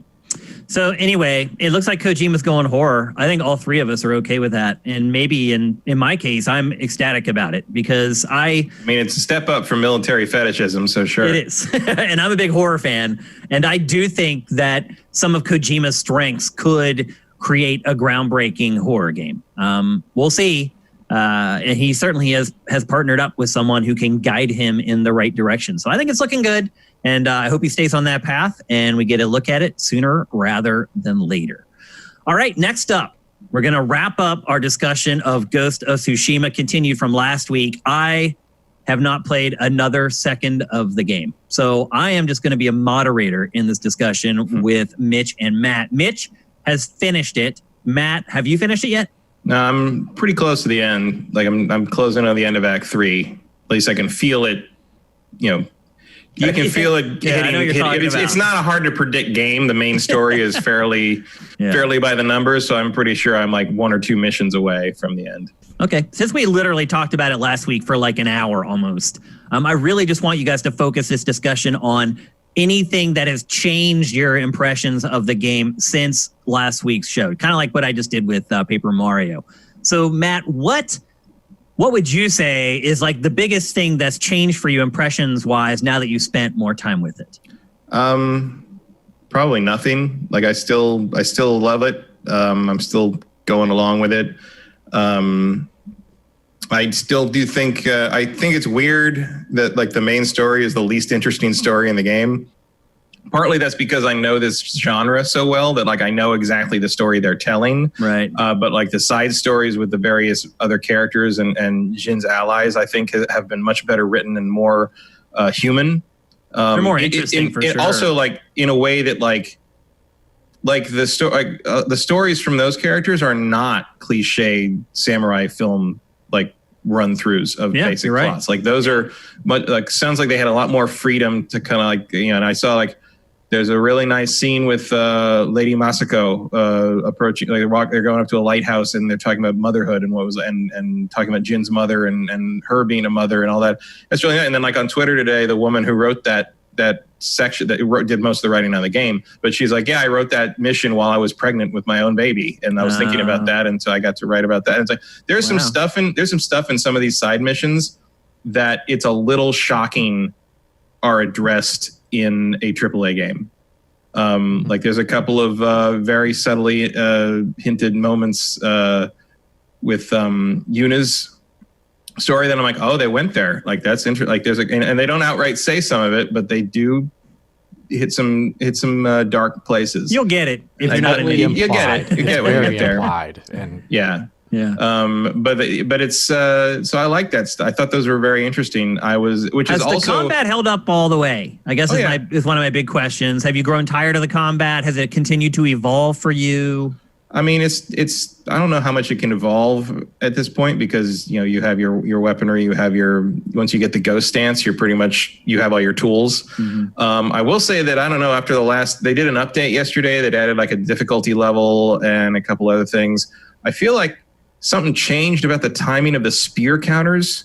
Like I kept getting hit by spears. Window bigger now? No, I think it's different. I don't know if it's bigger or smaller, but it feels different because I keep getting hit by spears all of a sudden. Like they launched an easier difficulty yesterday, right? Well, they launched a bunch of things. It's like the casual difficulty. Well, some of it adjusted in regards to the hardest difficulty. Oh, it's harder. Yeah, okay. They launched a harder difficulty, and then also for the regular difficulty, they changed how the parries work in regards to timing. So that probably is it, Matt, that the timing is different. That's definitely so you have to relearn it. And also how did they change it?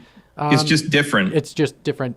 Like the amount of time you have to parry, I guess, decreased because what they have done is because they've decreased the amount of the red type attacks, which are unblockable, and made most of them blockable. But in doing that, they had lowered the time to be able to block. No, that's only in the new the easy difficulty.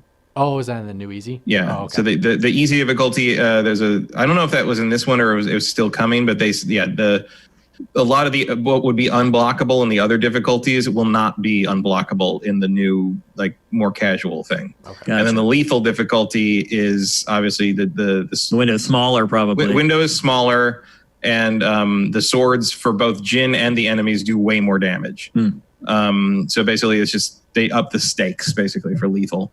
I'm playing normal, and look, the way the ghost stance thing works is you build up the meter by killing enemies without getting hit. And I was building that. I mean, just you get it for parries and dodges too, right? No, only for kills. Wow, I thought you did get them. It's only for kills, and you. So every time you kill an enemy without getting hit, it builds up, and once you get 7. You can activate the thing and basically you get to insta-kill 3 guys, which is a nice little lifesaver at times if you're up against big dudes. Man, being able to take out 3 guys with 1 move in this game, that's a huge deal. And that's an extra 12 minutes of sneaking around trying to find a good position to assassinate them. It's about the same amount of time as it would take me. That's the thing is like the ghost stance is kind of useless to me because I don't sneak. You just murder with your sword? I kill them all. Like I had a thing where I literally fought 20 guys at once the other day. Like no problem. But all of a sudden yesterday, like the spear guys kept hitting me, and I'm like, what is going on? I guess the first time I've yelled at the game, I think the whole time I've played it. They're also for me were the hardest enemies to time. Their timing is a little different. They're the only ones who will catch me out ever on the standoffs. Every once in a while, they would still catch me. Quick. Yep. But like I was just getting hit by basic blue spark spear thrusts, and I'm like, "What the?" Something changed. I don't know what happened. So I adjusted to it eventually, but like that's interesting. I've been playing that game for 30 years. Yeah, I mean, it's interesting. Changing something. You've developed a game for 5 years, and you release it, and within a few weeks of releasing it, you decide to change something that you worked on for 5 years. I mean, I don't know if it was intentional or if it's in my imagination, but I have been playing this game for 30 some hours, and I know when the parry windows are for those spear attacks, just like I know the parry windows for everything else. And it's not like I was in the middle of everything happening. There's like a busy guy comes up with spear, blue thing appears, hit parry, doesn't work. Like, I don't know what happened. So I've kind of had to adjust that. That's the only thing of note, really.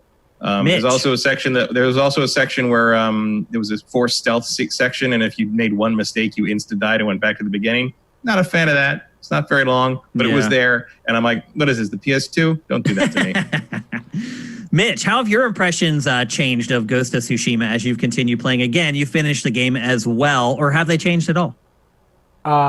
No, they've changed a little bit, especially with the main story, because I was only just finished Act 1. I did not hit some big moments in Act 2 where, for me, really made the main narrative more interesting than I thought it was going to be. And if I want to, like, piggyback slightly on Matt, I think those side stories are very good. And I think, in a sense, you should be completing those side stories with the main story to be the all-encompassing story that you get throughout this game, because it's not definitely the same you should without do you should definitely do the side stuff with those, at least maybe not allies. The generic side stuff, Just but the ally stories. You should finish all those in an area before you move on to what is the obvious end of act mission. Yes, for each area. Because I think it does make a bigger impact later on, especially near the end of the story. Well, I think we can all figure out why. I know you're trying to be coy, but right. Well, it's just from what you and Matt both said, like it's pretty obvious why you built these relationships, and it's nice to see the payoff. And there's a reason you're building the relationships. Yeah.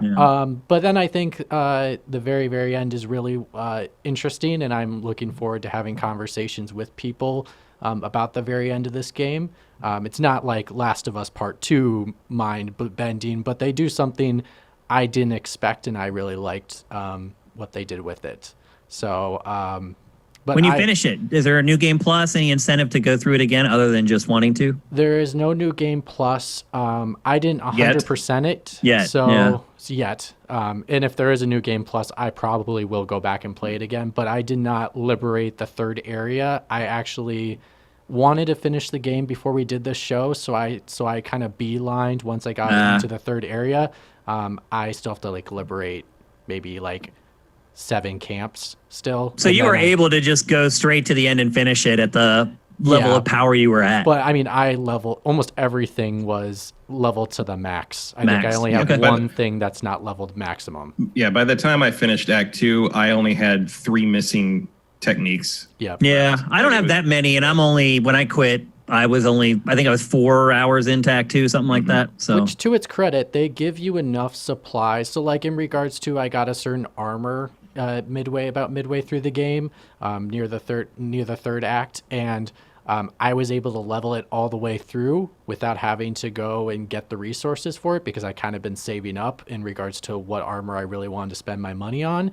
And to be able to do that was nice. And I didn't feel like I had to grind to get it, that I had enough supplies to be able to level up that armor. So yeah, I feel like they definitely give you, they up the amount of stuff you're getting as you progress through the areas, to the point that the curve of how many supplies and resources you're getting matches up with the cost of things pretty well. Early on, the idea of upgrading an armor to level 3 is just, oh my god, that's so much of what I have. But by the time you're rolling through Act 3, you're rolling and stuff. You've got more than enough to kind of upgrade whatever you need to get through it. And I never felt frustrated by not having enough, other than early on when I was trying to basically min-max my sword, and I just didn't have enough iron, so I was specifically going to camps to get iron, and then after that I've never been low on anything. I literally was going to say that, Matt. I think the only thing that basically motivates you to complete these side missions is getting those really rare resources that you need to upgrade those weapons. So that's the iron, that's the gold, all that kind of stuff. So I think that's the one thing that influences a player to continue with the side missions if you want to level up your player. Anything else you guys want to add before we move on from Ghost of Tsushima forever? The only other thing that I found at all irritating or negative was, as the game goes on, the weather reflects the state of the story. The more storms happen, the wind picks up. And every once in a while, I just wanted the fucking thunder to stop for a while. If shaking your living room. I did play my not shaking the living room, but it's often. there's cut scenes where I'm I can't hear anyone. Tell the guy with the thundercloud to lay off while they're talking for a while. And I would use the flute thing to clear the sky and make get the weather clear. And the storm would just come back 3 minutes later. It's just okay, it's a brief. They're trying to tell you something. I also read that the weather also is dictated by how you play the game as well. So really? Depending on how you play the game, it determines your weather that you'll experience through the game. Yeah, the weather is reactive to whether you're playing it more as a samurai or more as a ghost. Oh, so if you're a ghost, it gets stormy. If you're a samurai, it's clear. Exactly. It'll be more foggy if you're playing ghost style, and it'll be much more clear if you're playing samurai style. Interesting. Huh. Because mine just seemed to go back and forth, and I feel like I did play both of them evenly. So I guess I didn't start to see it really take effect until late in Act 2. Okay. So that could have been it. But also, if you're running around doing all the side stuff, you notice it more, because you notice that it's never sunny anymore. It's just raining. It won't stop raining. It's interesting that the game is so beautiful early on with all the color and everything's popping, and then it gets darker and grayer and just more just desperate. And bleak. The game Yeah, the game. And by the end, like, you know, it's winter by the end of the game, so there's snow, and so it's they cover a bunch of different environments really well. But again, like, almost no one in the industry does color the way Sucker Punch does, and the way they like tell the story and set the mood, not just with the storytelling, but also with like the environments you're in. Really smart, like really like the thought that went into kind of like the nuance and the construction of the game, and sort of how everything in the game is focused towards achieving that one goal of putting you in that world and making you know what the story is, what's happening in the story, and how these characters are and what they're doing and how they feel. Like, very few other teams manage that the way Sucker Punch manages it, and this might be in that regard their greatest achievement so far. Yeah, I'd say my final word would be that this game's narrative is beyond story. It's like there's environmental narrative, there's musical narrative. I think every aspect feeds into the overall poetry narrative. It is poetry. I mean, you're doing haikus. So like, I think that some of my poems are real funny. Yeah, some of them suck. But I will say one of them I was really, really happy with. My final haiku was great. Yeah, most of mine were goofy, and I did it on purpose just so I'd hear him read them afterwards. So there you go. That's Ghost of Tsushima. Probably the last time we're going to talk about it. If I talk about it again, and I will play it. It's not that I've sworn off of it. This week has just literally been insane for me.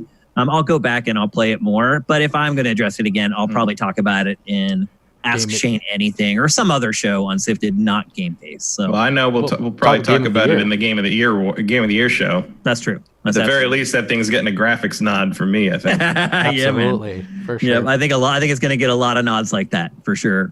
Okay, it's time for our last topic of episode 222, and as you might have guessed, it's the biggest story of the week, and that is the Xbox Games Showcase that happened on Thursday. The big unveiling for first-party Xbox Series X games, although that line is very murky, and we'll get to that in a minute. But it really was kind of Microsoft's big chance to kind of put its stake in the ground and let people know what's going on with exclusive software for Xbox Series X. We're going to talk about this in the sequence of the way things were debuted in the show. But before we get to specific games, Matt, do you feel like this helped or hurt Microsoft? Again, kind of going back to our poll of the week from last week. I mean, from what I can see online, it doesn't look like it did them any favors. Yeah.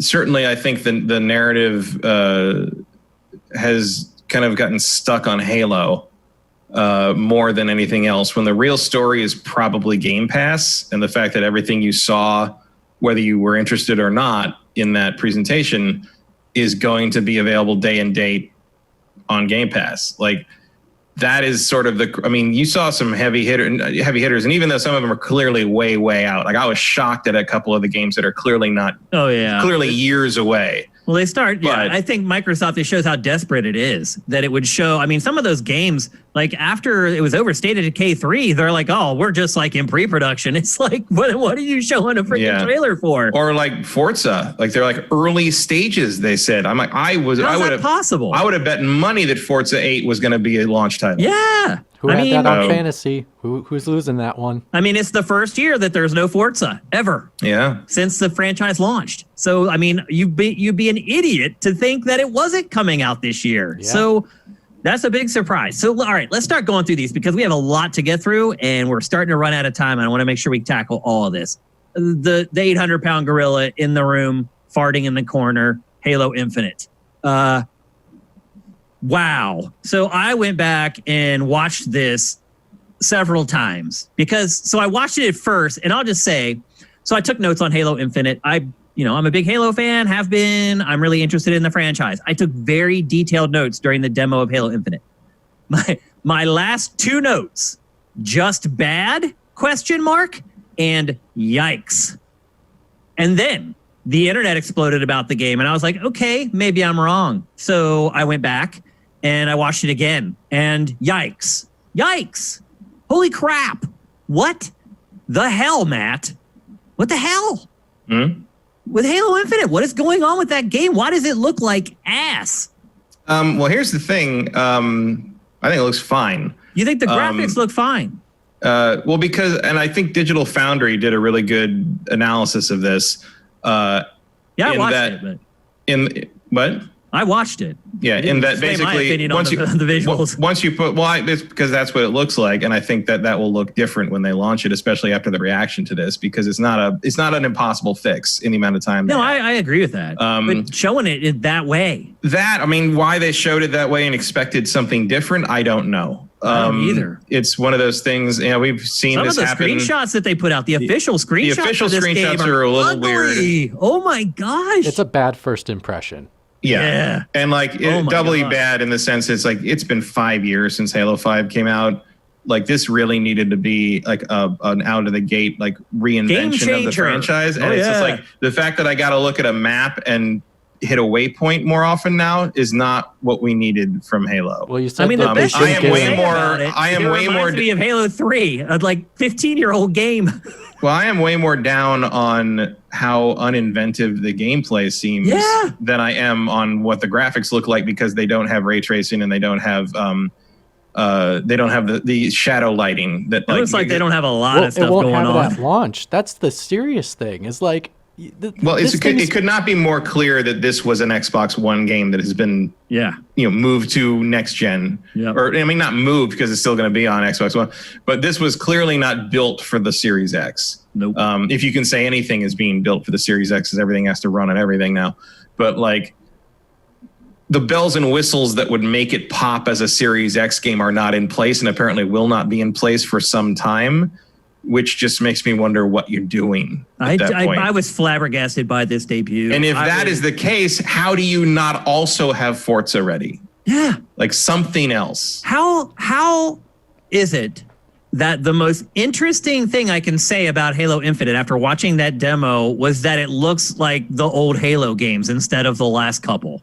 Mm-hmm. That is an upgrade. That is definitely nice to see. You're right. It's an upgrade. That's where we're at with Halo at this point. Going back to a 15-year-old game is an upgrade. Well, certainly. I was really shocked. That's more about the mishandling of 4 and 5, I think, than this one.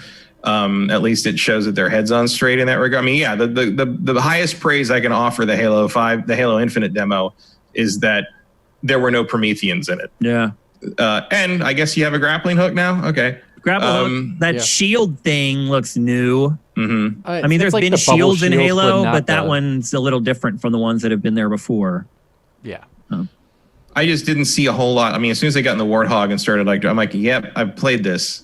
Yeah, that's how I felt the whole time I was watching it. I'm like, I've played this, and I'll be honest with you, this doesn't look all that much better than what I played before. Now I realize on Series X, it's probably going to look significantly better. And it'll look better when I play it on my TV versus what I saw on my computer. Once they get the ray tracing in or whatever, but it's that's not a launch thing, is it? Yeah, it's not even. You're trying to convince me to buy this thing when it comes out, right? So, dude, they've said all along, most powerful console ever made, ray tracing on board, ray trace your mom. Dude, and their flagship game doesn't have ray tracing. Well, and I think they're maybe hoping that to fall back on to say this is something that's ever evolving. This is their destiny, basically, which I think is a horrible mistake. But I think that's the only thing they can fall back on to say, hey, we'll release new story and then we'll put the ray tracing out when it's ready. That's the only thing they can fall back on, because I just... How about that character model at the end? It was he has no shoulder. God. His shoulder pads don't connect. I don't understand that. Dude, it made no sense. Have a scene with a close-up like that and have a character model that looks that ass? And I can understand with Microsoft after they had said words about this is a very early demo from a long time ago, but then clearly this isn't ready. Clearly, why would you do to that? Not show this. Why would you show an old version of the game when you're first showing it? This is the one thing they have control of. They have control of your first impression. And if this is what they want as your first impression of this game, I'm worried.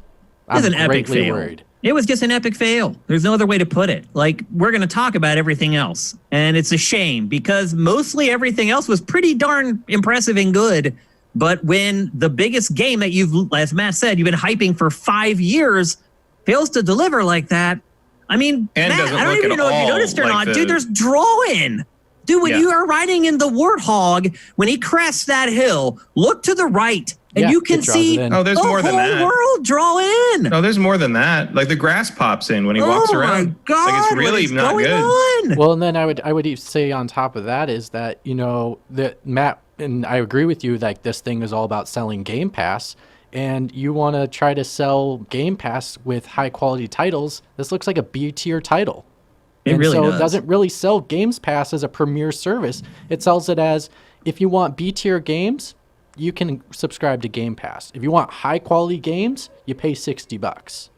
Or you buy a PlayStation 5. Well, that's exactly the point, because Sony's not going to do that, so they're going to do $60. We'll get to the bigger implications of the console war at the end, but but you also have to, and also go back and look at that Halo Infinite tease from last year at E3. This doesn't look anything like it. Well, it continues from that. It's like the demo is what happens after that scene. But what I'm saying is, like last year's tease with the ring and the ground, everything, it doesn't look like that. Well, actually, like that tease looked next gen. This does not. Well, you say that now, Matt, and in the B-roll they're showing, there's a sequence when the guy's talking and doing his villain monologue, is they're showing cuts between the current game that they're showing off in the demo and cuts back to that trailer in those sequences, and they look drastically different from each other in regards to quality. And how can you not see that and not notice it and put this out like that? I just don't get it. I don't either. And at the very least, if you're expecting people to kind of like be like, oh, it's a work in progress, and like a Digital Foundry pointing out that if you add kind of the spotlighting in the shadows to make the details in the models pop and stuff like that, like you can fix that. I don't know if they're planning to do that or if they're just planning to like sit around. Or you can. Before launch, I'm saying. You can. I think you can. Like you could do that in the amount of. I mean, you have to probably divert resources from something else to get that to happen. Unless they have already done it, and it's just not. It's not in the demo we saw because that demo is so old.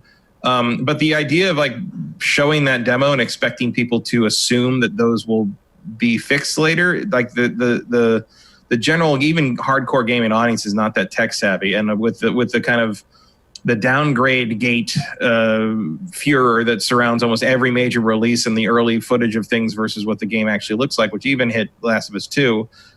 Which isn't wrong. I mean, Last of Us 2 does not look like that demo they showed with Ellie fighting all those guys a couple years ago.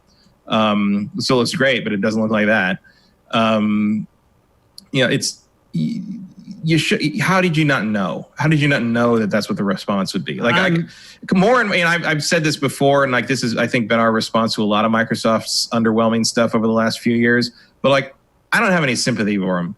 I don't either. I really don't. Like I don't know. Like the gardener could have told you that was how people were going to respond to that. Yeah, thing. Like, I don't get it. I mean, this happens pretty frequently where we watch something and we're like, "Who was your checks and balances for this? Like, hire us. We'll do a far better job." Also, keep in mind, the creative director left 343 last August, and who knows what impact. I mean, I have a feeling that we're going to hear some crazy stories about the development of this game when it's all said and done. But I heard they've started over twice already. It's very possible. That the development time on what we're seeing here is only 3 years, even though it's been 5 years since Halo 5. It does appear to be open world-ish, linear open world kind of. I mean, I assume it's going to be large open spaces. Like, do you think that you're going to be able to drive all the way up that Halo? No, of course not. Definitely. Yeah, that would be awesome. But that's just what Halo's always been. I mean, a return to more of that kind of Halo of like Halo 1 versus like, the very linear room to room that Halo 4 and 5 were. Sure, that's an improvement. But a lot of it's just like remembering why Halo was good back in the day, but it doesn't feel like they've come up with any reasons to make Halo good in a new way. Yeah, I was supremely disappointed in. Also, kind of blows my mind that they didn't show multiplayer. Yeah, that doesn't surprise me. I figured the'd be some multiplayer event later. Somewhat, but it's like it's July. Yeah, like it's getting show close. some shit. They don't have ray tracing in the single player. It's crazy, dude. The whole thing is insane. It really is. All right, we got to move on because we have so many games to get to, and that's the good part of this. Microsoft showed a metric ton of games. And there are good parts of this presentation. We're going to get to them now. State of Decay 3, as we said earlier, after it was over, Undead Labs was like, bro, we just sketched something on a notepad and had a CG trailer house create a trailer. Like, yeah, this game is this is 2022. If I mean, we're they're lucky. still putting out DLC for. And they say The they plan second to game. continue to support State of Decay 2 while Yeah. I don't know if this is that's a still good in the early idea. stages. But I one do thing enjoy is a that. good idea. I do like the deer. I mean, I like animals The being tone is affected by the different. zombie is interesting. Yeah, the tone's different. Like, that franchise has always been kind of tongue-in-cheek. Like, remember the first trailer for the last one? You're driving around in a convertible and you pull into the gas station and you sideswipe a bunch of zombies that fly through the gas station window. Like, all that stuff is gone. Like, it is just this stark, dark, Although I gritty. will say I knew what this was the instant it started. I did not. As soon as it panned over the little the group of snack foods laying on the ground, I'm like, State of Decay 3. I knew That exactly was a good what clue, it was. but I did not pick up on it right away. I'll be honest, because I think of the tone. Like, it just wasn't the tone of that franchise. And I'm happy. I'm glad. Like, I don't like that kind of slapstick attitude that franchise has. I don't think it does anything for the game. I think it just makes it worse. So I'm excited for a more serious tone for the game. But again, it's like 3 or 4 years away. So we're not going to spend any more time on this one. But State of Decay 3, it was announced. How about that? Next up, Forza Motorsport. Not Forza Motorsport 8. It looks like they're rebooting the franchise. They're getting rid of the numerals. I don't know. This thing's so far out, they might Who knows? call It it could be anyway. I mean, eight. Well, they just don't have a name for it yet. They did an interview with Jeff Keighley after this to talk about Forza, and he specifically said that there will not be a numbered iteration for quite some time. That this will be similar to Halo, which is going to be a forever evolving. And I think this is a theme. We forgot to mention there's no Halo Infinite 2. There's not going to be a sequel to Halo Infinite. It's a forever evolving story like Destiny, and I think they're doing a the gas. same thing. It's a game as a service. They're doing the same thing with Forza, it looks like, and I think that's kind of an interesting theme that they're trying to go for, which It makes more sense for Forza than Halo. correct For sure. I think it also makes sense in regards to Game Pass as well, as regard it's like a subscription service. Your game forever evolves with that subscription. Kind of makes sense there. And it's a better way to kind of like the next, you got free access to the game at launch, but you got to buy the expansion when it comes out. And then like when the next expansion comes out, that old expansion becomes part of the Game Pass deal and you got to buy the new expansion. Just rolls over. Yeah, it makes you feel like you're getting something for nothing, but at the same time, they're still being able to kind of charge you for the new content, and it almost feels invisible. So maybe that's their plan with how Game Pass is going to be self-sustaining going forward. Game looks pretty. Yeah. I don't know if it's Gran Turismo pretty, though. Hard to say this early close. on. I mean, It's close. I The will garage say Look shots. is really nice. Both garages Well, the funny look part is it beautiful. appears that they tried to kind of address the Gran Turismo trailer. Like, you see a lot of very similar shots in their trailer that Gran Turismo had put in, like the stuff from the garage and all that stuff. Right. Except And the just gameplay like part, Gran that's the only Turismo, difference. and just like Gran Turismo, those are the best looking shots from the trailer. The stuff in the garage, oddly enough. Well, sort of like the car stuff, but I would say I love Turn 10. I think they've done really well, and they've carved out this sort of thing for themselves. But they really should hire someone who has seen a human being walk before. Yeah. Like, they are terrible at doing people. Yeah. And the Horizon games aren't much better. No. And like, I know that's been sort of a thing that people make fun of Gran Turismo for too, sort of the hard cardboard people that the crowds have not evolved with the rest of GT's graphics. But Forza's stuff is, I mean, to the point that all the people in the Forza trailer were generally wearing helmets, so you didn't have to render any faces. Yeah. If you're going to put humans in your game, you're going to have to make them look good as the cars. So I'm interested to see how far they go with that, and what kind of they're focusing so much on how many people are walking around in these sort of like control center garage things. Makes me wonder what their hub idea is, because that feels a little more advanced than what you've seen just sort of like rolling through a menu. Like, it makes me think they're doing some kind of like mingle player home, PlayStation home sort of thing with it. Yeah. When do you think this game is coming out? 2023. Yeah. That's insane. They literally said early stages. That was that was literally the phrase they used. So when do we see another 2022 the Forza earliest. Horizon? Forza Horizon, I think we might see next year. Yeah. I mean, why is Motorsport all of a sudden on a 6-year, 7-year schedule? I think Motorsport's the sim, so I think you've got to put same way GT takes so long. I think they got to put more stuff into the physics, so that kind of thing. I think Forza Horizon is not a simpler game in the sense of like it takes less effort to work on it, because it obviously takes a ton of effort and hundreds of people, but you kind of don't have to reinvent the wheel no pun intended, on that thing. Whereas like Forza 8 would need to be a brand new take on the physics engine and the damage engine and all. I mean, it needs to be, because let's be honest, of course it does. That franchise has been stagnant for quite a while now. But I think you can get away with like kind of, Forza Horizon 4, but prettier, easier in the Horizon games. Like I don't need the Forza Horizons. Yeah, they're not looking to make sure each spoke has like. Right. I understand what you're saying. Also, the big thing about the date specifically is the reason why I agree with Matt it would be 2023 is because this is an Xbox Series X exclusive, along with State of Decay 3, which Microsoft specifically said that they will be it will be like games can play on Xbox One for the first 2 years.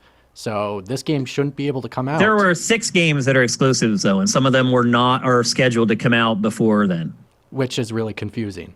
Yeah, I mean, the messaging is a little bit confusing around all this. It's like you guys saying this was really about Game Pass. Well, then you call it Xbox Game Pass Showcase. I mean, if that's really what it's about, that's what you call it. And I agree with you guys that under the surface, that's kind of the message that you're getting from this is like, just subscribe to Game Pass. You're going to be cool.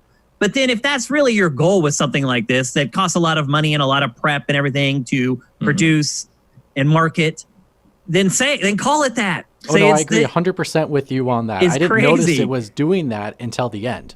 Like I think it's just going to not be called that anymore.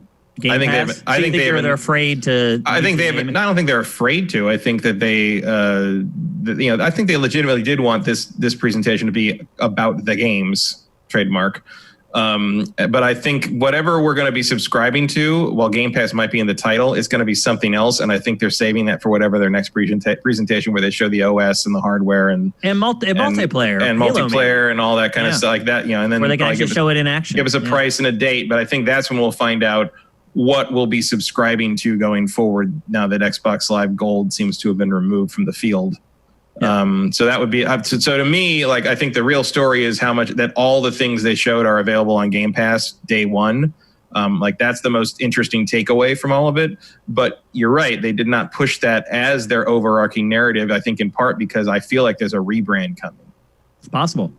Next up, Rare's Everwild. The first time they showed this game. Speaking of far out. No, it's the second time they've shown this game. Right. That's what I was just saying. Oh, you said first. No, I was talking about the first time they showed it. Yeah, and then he interrupted me. Then I jumped in, so he didn't finish the sentence. Right. Oh, sorry. Anyway, the first time they showed this game, I'm going to continue this time, I wasn't really that impressed with it. I liked the look of the game. But what I was doing in the goals seemed opaque, and I couldn't quite get what the game actually was going to ask me to do.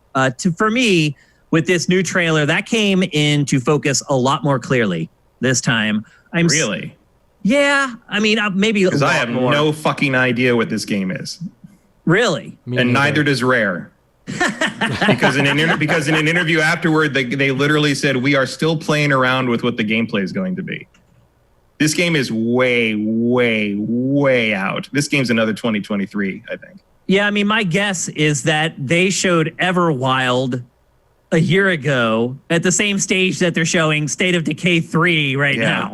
Yeah, most likely. We got this nifty trailer. I mean, they've basically said in the interview that they've got the world and they need to figure out what the game is, which, I mean, that tracks with that trailer because I still don't. I guess you're farming and dragging things and then healing wildlife periodically. I love the look of the game. I am thrilled that Rare is making something. It isn't just throwing googly eyes on everything. But it feels like they are really finding this game on the way. I think it's just a survival game. I mean, that's after this second presentation, that was what the conclusion I've come to is it's a survival game. But I think it's going to tie in more to the wildlife and things like that than maybe other survival games do. But I think at its core, it's going to be a game where the big ask is just stay alive. Mm-hmm. But we'll see. You're right. I mean, there's a lot of ambiguity about it still. It's weird. But you're right. The ambiguity is probably because they don't really freaking know themselves. So right. And I think, I don't know if you've noticed the theme here of, oh, neat. 3 years from now. Yeah, exactly. It's like Here's like one of my big things from this whole presentation is like there's some stuff in this presentation I really want to play, but I do not think by any stretch of the imagination this presentation made the argument for why I should buy this system at launch. In 3 months. Yeah. Not at all. Not one. And when your big game is Halo Infinite and it crapped all over itself, it's like, why would I buy this in 3 months at a premium price? You know, Anyway, we got a lot more to get through. Next up, the one part of Microsoft's run of studio acquisitions that is already paying huge dividends, and you can already see as clear as day was the best purchase in that whole run, Obsidian. Basically just went boom, boom, boom. All you other guys, all you other partners, you got one game, we got 3. It's crazy what Obsidian is doing right now. Advantage of buying the veterans. Yeah. So first they show off a gigantic expansion for the Outer Worlds that looks so freaking awesome and interesting that I absolutely want to go back and play it. I never play DLC, like ever. And after watching that trailer, I want to play that DLC. It also looks like huge. They're adding like a whole like extra act to the game. It's like 6 to 8 hours, they said. Yeah, that's what DLC should be, in my humble opinion. And look, I didn't even know it was that long, but I could just watch the trailer and see this has value. This is something beyond a bunch of hats and a stupid shirt and a costume. I'm excited for this DLC. I really liked the base game. I enjoyed it a great deal. It was a great start for an IP. It looks like this DLC is going to be kind of the half step towards what we're going to see in the sequel. I think it looks great. And at first I was like, why are they showing the outer? Oh, okay. Now I see why they're showing the Outer Worlds. So I think it looks awesome. I love the theme of it. I love the theme of the game in general and just the tone of that game, and getting more of it in that trailer was exhilarating. I think it looks awesome. And Obsidian right now is knocking it out of the park because today its other game comes out, Grounded, which is a survival game. It's basically Honey, I Shrunk the Kids, the game. You're in your backyard and you've been shrunken down and you need to survive. So you're fighting spiders that are like the size of buildings and things like that. Again, it's out today on Xbox One and PC. So they just ended up basically just showing the launch trailer for the game. We're not going to talk about that too much because obviously we've already talked about Grounded a couple times on the show. And then last but definitely not least from Obsidian, and probably, in my opinion, the biggest, most important game in this entire presentation, Avowed. Avowed is basically Obsidian's take on the Elder Scrolls. Something people have been waiting for them to do forever. Something that they, as a studio, as they said after this was over, has been waiting to do forever. And to me, probably the best news of all, based on the track record of Obsidian, is we're not going to have to wait 10 more years to play the thing. So I think this is, well, it is, I mean, it's basically Pillars of Eternity 3 because it's the same world. Sort of repositioning that after, I believe, Pillars of Eternity as an Infinity Engine game, kind of, Baldur's Gate style thing, I think has proven to be an underperformer. Yep. So shifting this to be more like this makes sense. I also do enjoy the thing where it's basically this is Obsidian, because Obsidian has some bad blood with Bethesda. Even though it's made most of its money off of Bethesda's products. Because of how New Vegas worked out for them, and there's a lot of drama in there. But I do like them kind of saying like, oh, like, what if we just make the next Elder Scrolls game instead of waiting for Bethesda to take 10 years to make Elder Scrolls 6? We will probably be playing Avowed before Starfield comes out. Let's be honest. My guess is they come out around the same time. That's my guess. Within like 6 months of each other. Yeah, I love it. I love the troll. And that's exactly what it is. It is Obsidian being like, okay, we haven't forgotten all the things that went down between us. And we're going to prove to you that we can make your game as good as you can and more quickly. I love it. I think it's good for Bethesda too to see this. Maybe it'll light a fire under their ass and we'll get it in the next 7 years instead of the next 10. So good stuff all around. In my opinion, the biggest game in this by a mile. If this game turns out to be good and really does attain the same status as the Elder Scrolls, it could be like the biggest exclusive of Generation 9. It really could. It could be an absolute system seller for Series X. The problem is It's coming like 2 or 3 years from now if we're lucky. And that's not going to help with launch, which is what Microsoft really needs help with. That is the recurring theme for me through this whole thing is, how does that help the launch of Xbox Series X? And I'll be honest with you, I had very few answers watching this. Very few. Mm-hmm. Next up, As Dusk Falls. So Quantic Dream, the studio behind Heavy Rain, Detroit Become Human, Beyond Two Souls, narrative-driven studio that just recently left the second-party roster for PlayStation. Someone defected from that studio, started their own studio, and this is the first game from that studio. As you may not be surprised to learn, it is a narrative-driven adventure game with a very unique art style. Matt, what do you think about the look of this game? I like the art style. I don't like the I thought it was funny that like they just got done talking about how like Ori and the Will of the Wisp will run at 120 frames a second on Xbox Series X, and like they did like a whole thing where they did like side by side comparison and showed you how choppy 60 frames per second looks. It's like, okay, bro. And then they show this 5 frame a second adventure game, and I'm just like, okay, guys, is high frame rate good or is low frame rate artistic, or what are we doing here? Yeah. I like the drawings. I like the art in it. I don't like the low. The shifty frame animation. Yeah, it is not animation, Matt. All they're doing is dissolving two stills together. I mean, like, it's not an invalid choice, but like, especially when you have like what budget or this budget. I mean, I don't expect it to look like Detroit Become Human or anything. Right. But like, it reminds animation like that reminds me of, and I'm going way back here. You need to look this up on YouTube, kids, if you need to. So there was a book that got a special made out of, an animated special out of it called The Great Bear Scare, back when we were kids.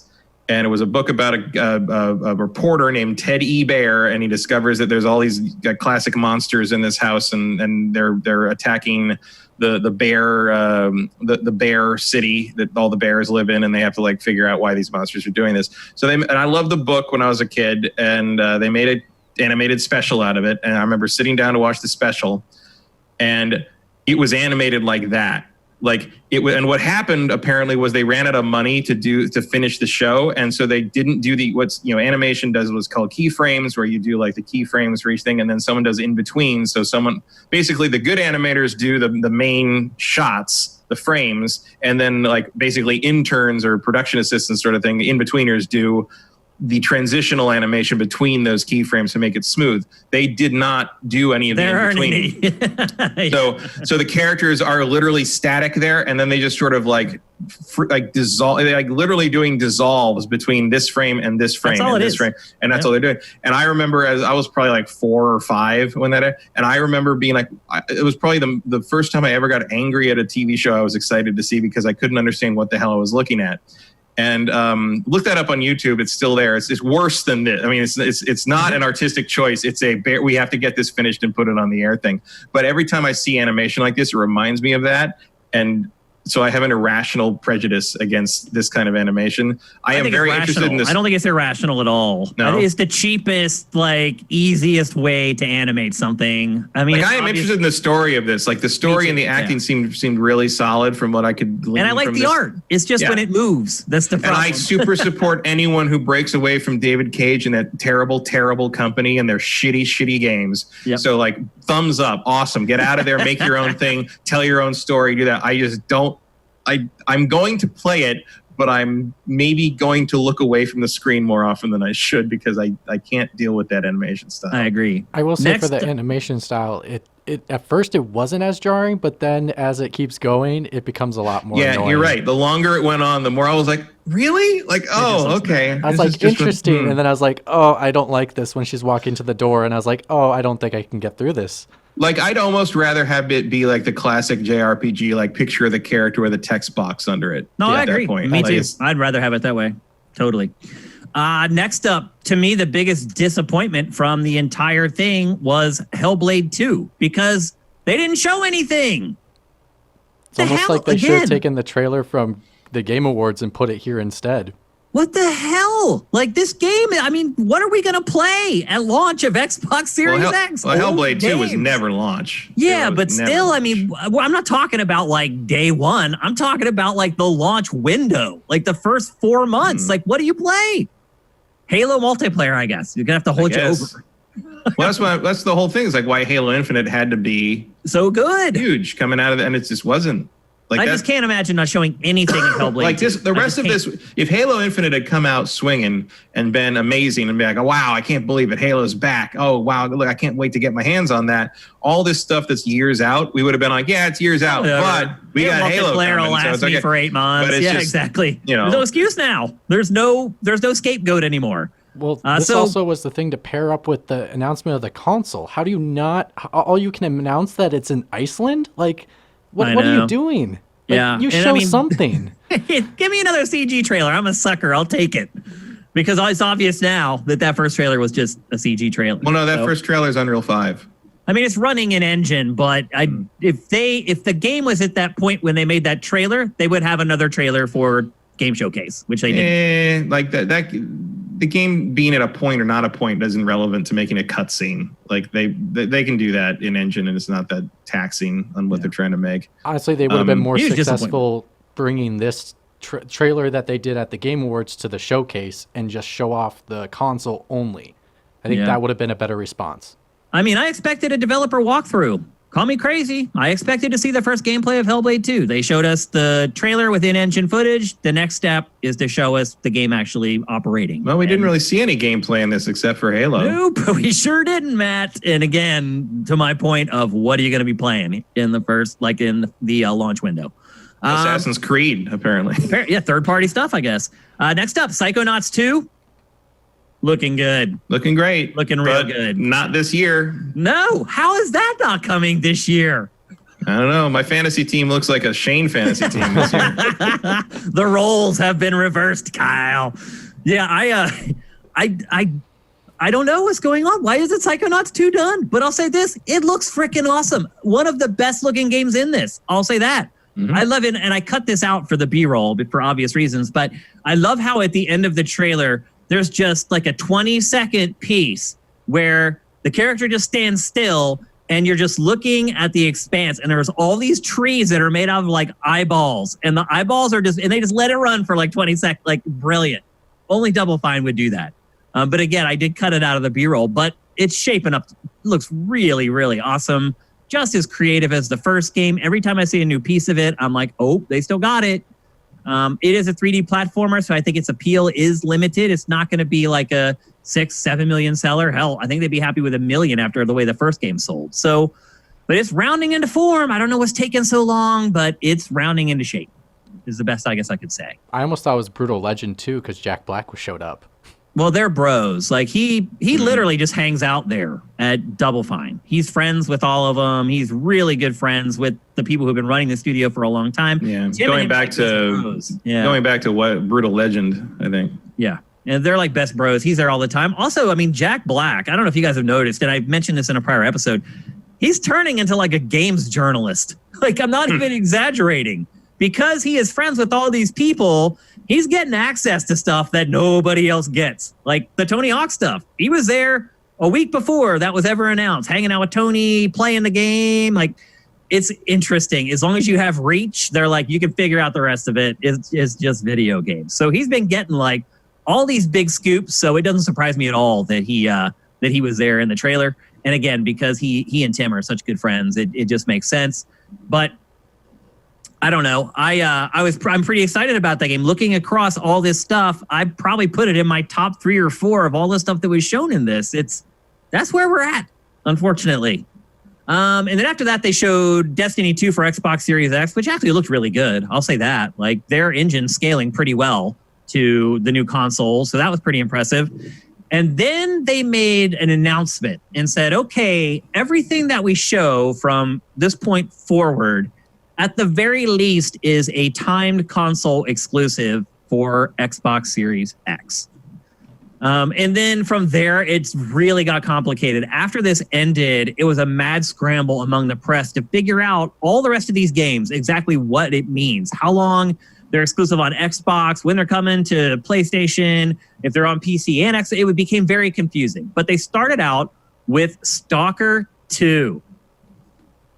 I was surprised at this one. I definitely didn't see Stalker 2 coming. It's been almost a decade since the last Stalker. Stalker 1 was kind of this game that, like, if you just looked at it with an impartial comparison to other shooters, it wasn't that great, but it had a lot of atmosphere, and that ingratiated it to a lot of players, and it became a bit of a cult hit. So I think if you look at the Metacritic for that game, it's not sky high, but if you would look at the fan count for Stalker, it is sky high. Yeah, and also because Stalker was greatly improved by the community. It was. There's a lot of mods you can stick into it that makes it a much better game, much like Vampire Bloodlines. Yep. Which is a very similar game. I mean, it's more of a Deus Ex sort of like survival game, I guess. It would be kind of a mix of those two things. I will say I knew what this was in the first frame. I was surprised. That's how distinctive it is. Yeah, I didn't expect it. It's also based on a movie. Yep. Which is worth watching if you can track that down. It's probably a Criterion Channel or something. But I'm glad to see it. But for you guys who don't know, it's a survival shooter set in Chernobyl post nuclear disaster. Yeah, like in kind of an alternate timeline sort of thing where like people go into the zone and hunt for like sport salvage and stuff and find things. Yeah, it's hard to describe. You probably get the original games for like $5 in a Steam sale at some point if you want to try it at some point. But they are worth playing even today, I would say. This is another one that looks like it's way out, years and years away. Yeah, but it was a nice surprise. Just the fact that it exists is a nice surprise. Yep. Up next is Left 4 Warhammer. Or Warhammer 40K Dark Tide, which is basically just Left 4 Dead set in the Warhammer 40K universe. That's a convenient thing to say, Left 4 whatever. Every franchise that creates a cooperative shooter, you can just call it Left 4, whatever the franchise is, and it'll always work. Left 4 Hammer 40K. Exactly. Are you burned out on these games, Matt?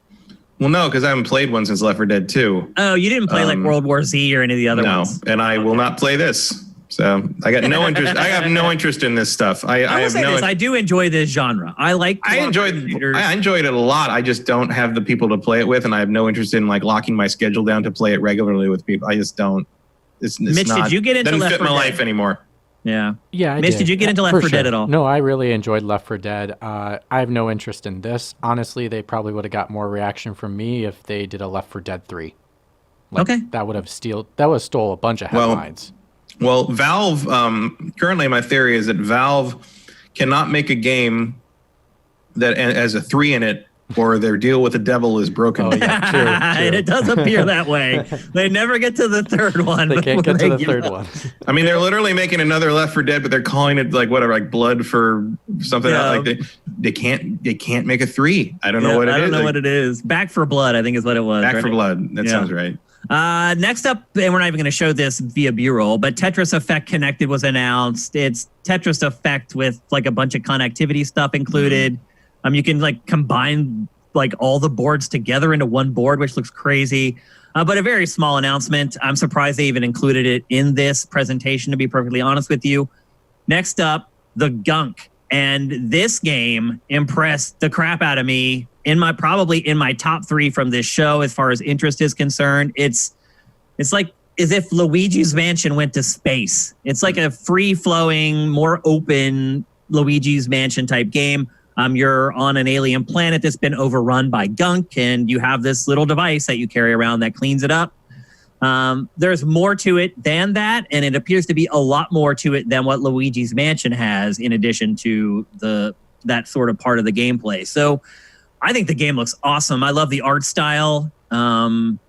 This game to me, and this is from the SteamWorld team, really blurs the line between indie and big budget games. I mean, I really struggled because when we add games in the database, we mark games as indie or not indie. And that way, as we add content for that game, that content will appear on the indie channel. And so when we create a game, we decide, is this an indie game or is it not an indie game? And I literally kind of stood at my monitor for like 25 seconds thinking about it, because it doesn't look like an indie game to me, and it doesn't appear to play like an indie game either. Really, again, these are all trailers, and things change, and things get worse or things get better. But as far as looking at a concept and kind of the ideas of a game through the lens of a trailer, this to me was one of the more impressive games from the show. Yeah, it's up there. I mean, I don't understand the confusion over indie versus AAA because that's a budget thing. But we don't know how much they're spending on. No, but like the thing is, like they're being published by Thunder, whatever. Like the Shark is handling. No, that's Dark Tide actually. Yeah, that's Dark. The Gunk is published by Thunder. What is it called? Thunderful. Yeah. Yeah. That's an indie game. Like that's the thing. And I ended up classifying it as indie game. Yeah. Like it doesn't matter how good they look. Like it's like if you make an indie movie and you make it look as good as a Steven Spielberg movie, no one's going to be like, oh, that doesn't get to be an indie movie anymore because it looks so good. But that wouldn't happen. That's impossible in film. It's not always impossible. It's impossible. No, it's not. How could it really you do isn't. It? How is it possible to not, if you don't have the money for tens of millions of dollars of CG effects? Because how do you make the CG effects for free?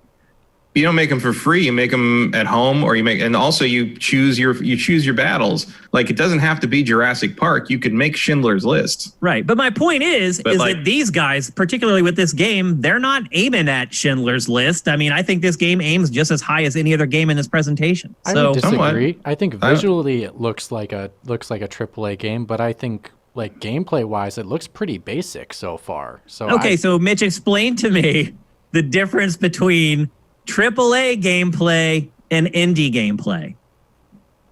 Well, the only thing they showed was it sucking up gunk and doing some mild platforming. Okay, so what does Ghost of Tsushima do gameplay wise? It's more AAA than what the gunk is doing. Well, the combat is way more complex. Do you know that from watching one trailer of the gunk? Well, I'm just saying, first impression, that's what it looks like to me. So like I'm not saying that's what it but still, I'm curious. I am curious to know your answer to that question. What is the difference between indie gameplay and AAA gameplay, or big budget? Well, gameplay? The animation looked not as silky smooth, especially when he was walking above the platform. It was a little like he was on. It was tilted a little bit, and it was just a little. Just by the movement, it looked in my mind indie. Than it did. Because to me, gameplay is the one thing where there is no difference between indie and big budget. Either you can do it or you can't. Like it doesn't have anything to do with the budget. Well, if anything, this game reminds me more of Hellblade in the regards to having probably a little bit of a bigger budget, but aiming for an indie style game. Why? Based off visually and the gameplay they showed off. It's not very much, but that's what they showed off. Yeah, I don't know. Like, it reminds me the most of Luigi's Mansion, which I would call AAA just by virtue of it being Nintendo. Okay. You got my brain is breaking right now, guys. You guys are throwing stuff out there that is not computing with my brain. Why is contradictory stuff? So Luigi's Mansion, obviously a big budget. So by your determination, already AAA. But you're saying it's AAA because of another reason. I'm not saying it's AAA at all. It's an indie game because the budget comes from... So you're saying Luigi's Mansion is an indie game? Luigi's Mansion is AAA because the budget comes from a massive publisher. The Gunk is indie because it's an independently funded game. What I'm saying is, like, there is no distinction between gameplay of AAA or indie because gameplay can be anything. The gameplay in this reminds me the most of Luigi's Mansion, which is a AAA game because it is funded by a massive multinational corporation called Nintendo. That's fair. That's why I was asking Mitch. I was like, I don't understand what you're trying to say. Right. No, that's a fair argument. Okay, we got to move on. We're running out of time. Next up, Bloober Team, one of my favorite indie developers. And I think after this show was over, maybe the game that people talked about the most was The Medium. And I don't know how this game has flown under my radar all this time. I mean, I knew it existed and I kind of knew the base premise of it, but watching that game in action with like literally two realities being rendered at once, that to me was like a game changer. My interest in this game went from probably like a 3.5 out of 10 to like an 8 with this one presentation. So to me, mission accomplished for Bloober Team. How do you guys feel about it? I am less confident in this game now. Less confident in it. How come? I mean, I have faith in Bloober Team because they make good stuff, and I liked what they showed of it last year. This game because it has a real Silent Hill like vibe to it. My concern is that if you're playing both things at the same time, they're going to need to find a way to make that not annoying, and we'll see. Like that is like the simultaneous play through the two different worlds is a thing. I am more skeptical now. Like I'm like, okay, because it's hard to pull off, and you right. wonder if they'll be able to. Gotcha. Right. Well, that's fair. That's totally fair. I can understand well, that. I think in regards to, because this is a Series X exclusive, in regards to it won't be available for Xbox One, and it is available for PC as well. I think because of the SSD and what we've seen from Ratchet and Clank, I have confidence that they could pull this off. And for me, if there's a system seller, even though like my hype on this is probably like at 8 and 9-ish, like this is the game I would buy at launch. I wouldn't buy Halo. I'd be buying this game. But that's it looks way more interesting. I'll say that. See, I'm not talking about hardware or anything like that. I'm talking about finding a good, compelling reason to do that dual gameplay. Switch between the worlds. I don't care about. I'm sure it will run just fine. I'm worried about why are you making me play it like this? Yeah. Find a reason to do this that isn't just like a cool thing to show as a gimmick in a trailer like this. And it is weird that they didn't show it until now. Right. It's like, why? If it's so awesome, why wasn't that in the very first thing you showed for this game? Well, probably because it wasn't working yet. But it's like, but it's cool. It's cool that you show me that. Like how cool I think that is after 10 hours. You know, that's my thing is like, you got to find a compelling reason that this is going to be the hook of this game. Would you agree with me though, that of everything shown, it was the most innovative thing shown? That might be damning with faint praise, but yes, outside of like whatever I think Psychonauts 2 is going to do, because I know those guys always push that envelope, but this is the closest anyone got to showing me something I haven't played 1,000 times before.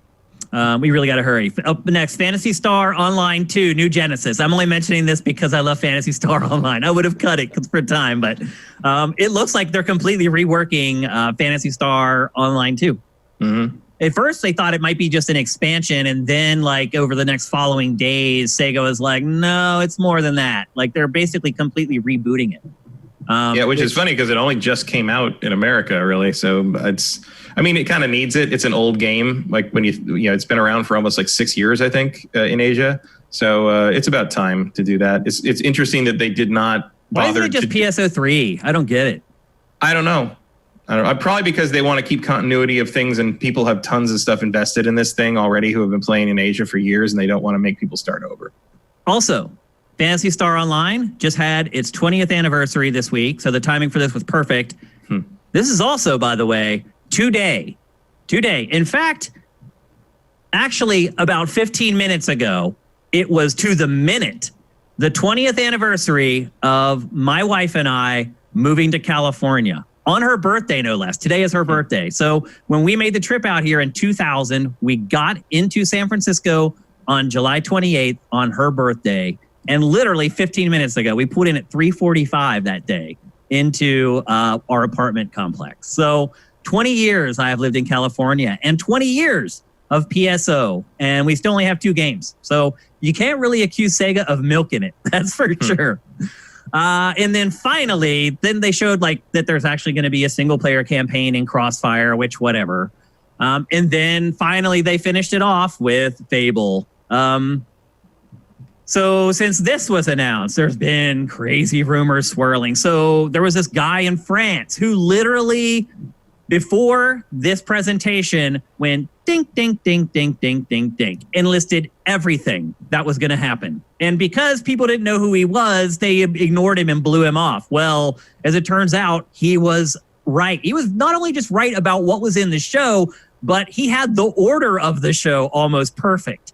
So people were like, oh my God, he was right. They went back and looked at what he had written, and he had Fable listed as an MMO. And so then instantly people were like, oh my God, it's an MMO. It's not a single player or cooperative action RPG. And then Microsoft, I wouldn't say that they refuted the claims. They basically said that there will be online elements in the game, but we don't know if we would go so far as to call it an MMO. So a lot still up in the air. Speaking of a game that we may not be seeing for quite a while, this is another one probably. Yep.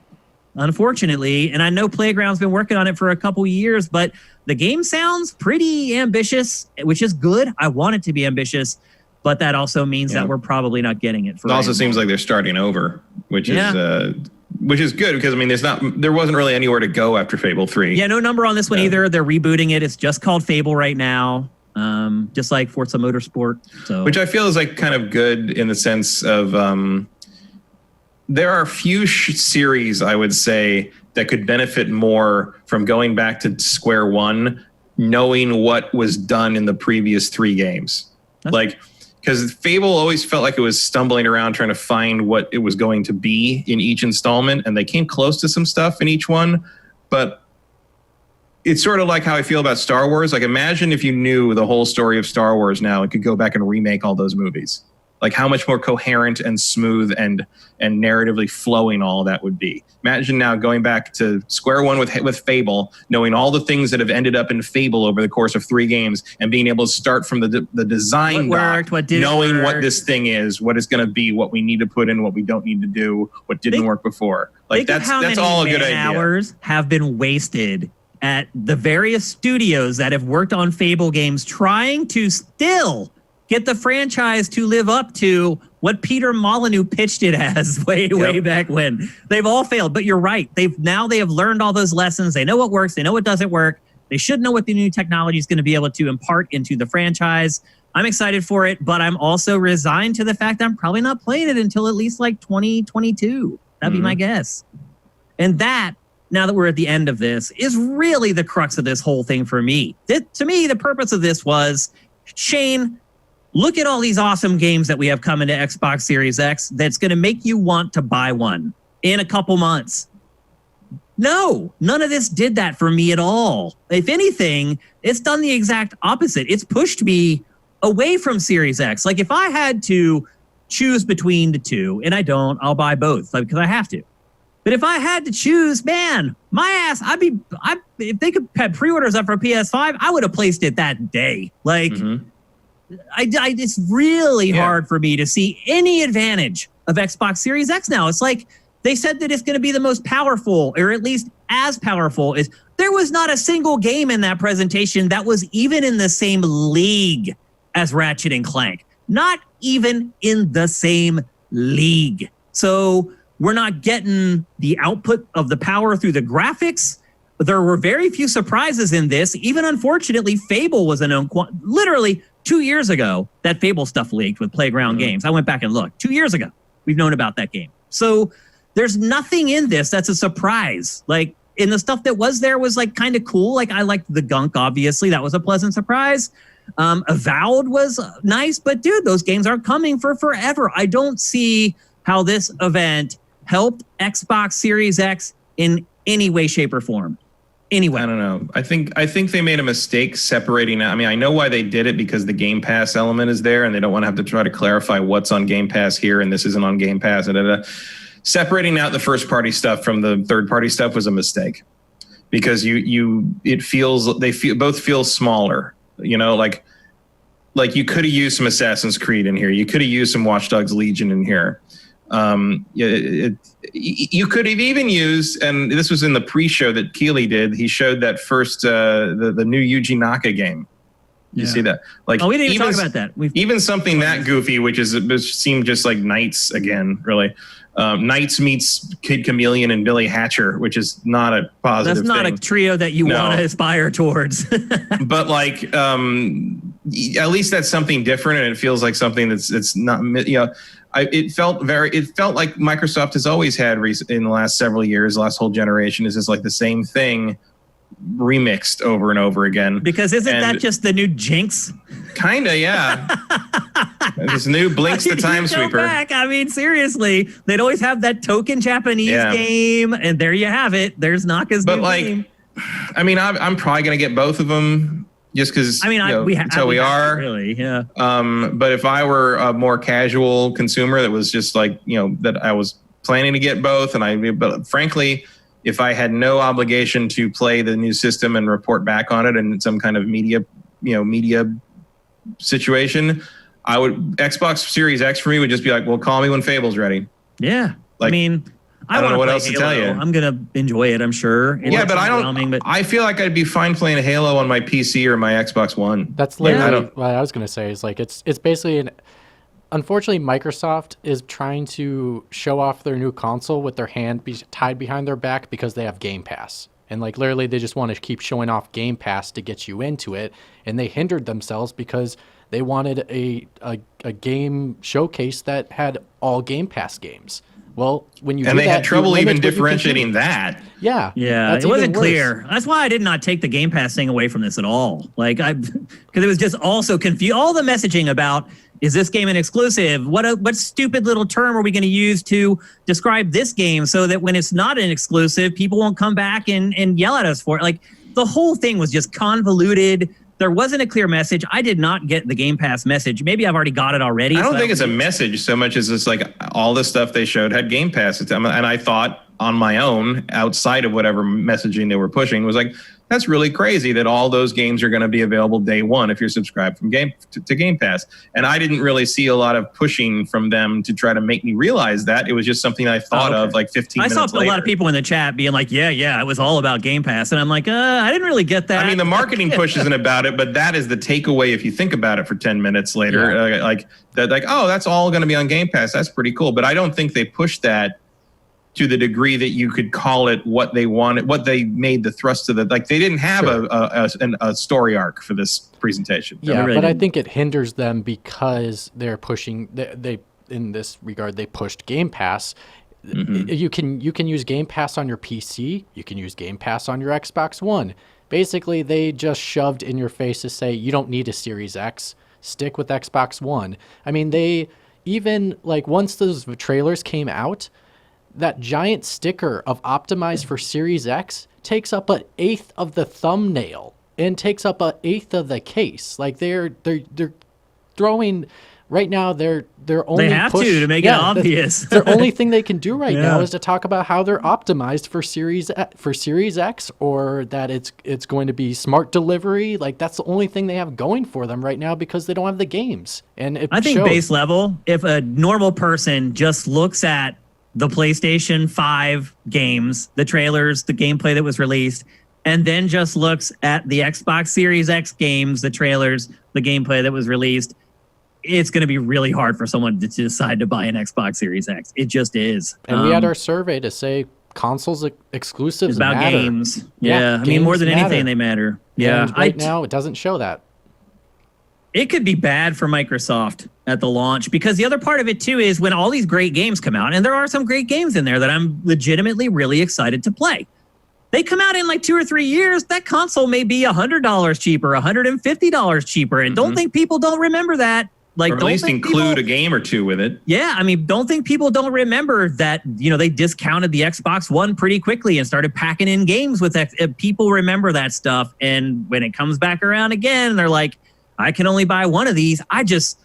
Unless you're just a total Xbox fanboy and you just cannot live without Halo and Gears and Forza, and there are some of those still left. Yeah, or you're assuming that I don't know, that you're assuming that because of the power differential, the multi-platform stuff will be better on Xbox Series X, which is possible, but we don't know that yet. I mean, we're not seeing the extra power in the first-party stuff, so it makes it really hard for me to believe we're going to see it in third-party stuff. I don't have a hard time believing that at all. Like that third parties would be better working on a console than the first party. That's never happened. No, that's not what's happening here at all. That's Halo is a weird one-off thing. Halo is some kind of massive collection of snafus that I don't think we'll ever fully know the story behind entirely. But I have no problem believing that like Assassin's Creed Valhalla is going to look great on that thing, and it's going to probably have the ray tracing in place and all that. It's going to look like a really high-end PC version. That a third party would have ray tracing. But like the question becomes like, what kind of performance are you getting out of the Series X version of that versus the PlayStation 5 version? And is it just like a matter of like, oh, it runs slightly higher res here, slightly? Or what if it doesn't run any better? If it runs worse? Well, that's what we don't know yet. That's like a Digital Foundry question, right? Right. Like when, but I'm just when the saying rubber hits the road. That's the only other reason I could think to buy an Xbox Series X. But like, you're not even going to know that until after everything launches. Exactly. That's what I was going to say. I mean, I don't know, man. I think Microsoft could be in deep, deep trouble, and I think it needs to do something big, something bigger than showing Halo Infinite multiplayer before these things launch. It just does. It needs to fix this. I think that's an entirely fair thing to say. Like, it's got to fix it. I mean, like, I don't see where you want this over the PS5. I just can't see it. If you're just talking launch moment. Nope. I don't like. There's nothing here that is bigger than Miles Morales and Ratchet and Clank. No, it's just we not. were talking about There's nothing that looks anywhere near as good as Ratchet and Clank. I mean, that game still just melts my face off. And we were talking about a bar that Sony set. Microsoft barely got a foot off the ground. Like, they had the advantage too. They got to see Sony's presentation and then respond for one time in their stinking lives. They were not the ones going first. They let Sony went first. They had a chance to respond to everything Sony did with this. And there you go. Maybe now we know why Microsoft never cared about going first. Yeah, they just, I mean, that's the thing is like, how could they respond? Because they just don't have anything yet. And part of it's because they bought all these other studios and it takes time to make this stuff. But like, it's just not there. You know, and that's been their problem for years now. It's like, they just don't have anything. It's not there. And they have to lean too hard on. Waiting another 3 years for this. And then even when they have something, it's not matched in quality by Sony, unfortunately. Like, if it's like Gears is probably their biggest game so far of this generation for themselves, and that is close to what one of maybe 5 exclusives Sony has in regards to reviews, acclaim, all that kind of stuff. So like, most even importantly, the quality, they sales. can't match it. I mean, that's what really matters. Sales. So like, even with all that, that's why I'm still like, even seeing Halo right now, even though I'm excited for some of these games, I'm still worried that someone might like mess it up and drop the ball when we see the gameplay for the thing. Like, it still can happen. It can. All right, we got to move on. We're about to show a word from our sponsor, and this is your cue to get your questions into chat. Go at Sifted Games so we can pluck them out of the chat very easily. We're not going to be able to answer too many. This show is running over. So we'll answer a couple before we say la vie. And here's a word from our sponsor. Ready to get away from it all without losing all the comforts of home? DeShazer Ryan Realty has a once-in-a-lifetime 200-acre estate for sale in Libby, Montana that gives new meaning to the phrase roughing it. This eye-popping main lake house on this sprawling estate has 4 bedrooms and bathrooms, phone, and internet. There are also separate guest and caretaker houses. It's the first time this property has ever been for sale, so don't let the chance to buy a slice of outdoor heaven pass by. It can be yours for $3.4 million. If you're interested, no matter where you live, contact Doug DeShazer at 406-291-1643 or deshazermt@gmail.com. He can also connect you with local realtors who can help you with your specific needs. If you want to see more, head on over to www.snowshoeranchmt.com. That's snowshoeranchmt.com. You know who's going to be buying that house? Sony, because they can just relax after seeing what Microsoft did. Some football player that just opted out is probably going to buy it and just hole up there for the whole NFL season. He could bring his whole family. Gohan Rage, thank you for Twitch Prime, brother. Thank you for being a longtime supporter of the site too, man. Love you, brother. Let's see. JM Rain, thank you. I saw you either gave people subs or bits earlier. Appreciate that. He did 20 subs at the beginning of the show. Yeah, Sound Wizards lighting it up again. Thank you, man. You're awesome. All you guys are great. Let's get to a couple questions. ETH Demon. Microsoft is focusing on Game Pass and subs. Sony is focusing on more traditional consoles, and Nintendo is off in hybrid land. Each company is taking their own very different direction. What's your take? For me, I like the fact that they are all doing different things. Agreed. I do like that. They're offering us choice, but I would argue that the difference between Microsoft and Sony really isn't all that different. I think Microsoft wants you to think it's different because I don't think it believes it can beat Sony. And so I think the messaging around Game Pass and things like that is a very convenient way for Microsoft to not share hardware sales anymore. And because all their revenue just rolls into Microsoft's big pie, it's a very easy way for them to kind of shirk how well their division is doing financially. So I hear you. I think Microsoft is trying to make it seem more like it has a different strategy than it really does, though. What do you guys think? I think that the difference is that Sony and Nintendo strategies are playing to their strengths, whereas Microsoft's seems to be trying to cover a weakness.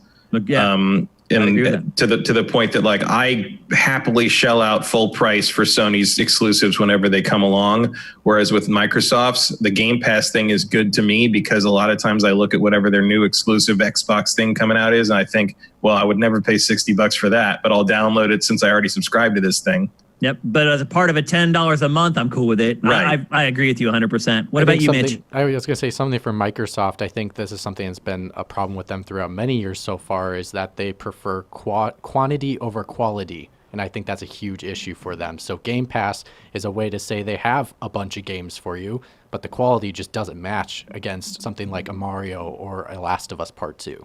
I mean, I don't let's be think honest, they haven't had either. They haven't had either.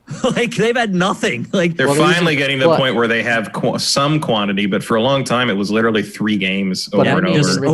Over and over. My prediction was right. They still had more exclusives than Sony, but like even they were third party. They rely on the third party so much on the timed exclusive that even last E3, they're like, we're going to show you 100 games or something like that. And they are trying to show quantity of like what you can play over the quality of what's there. Not from their first party, it's from their entire lineup.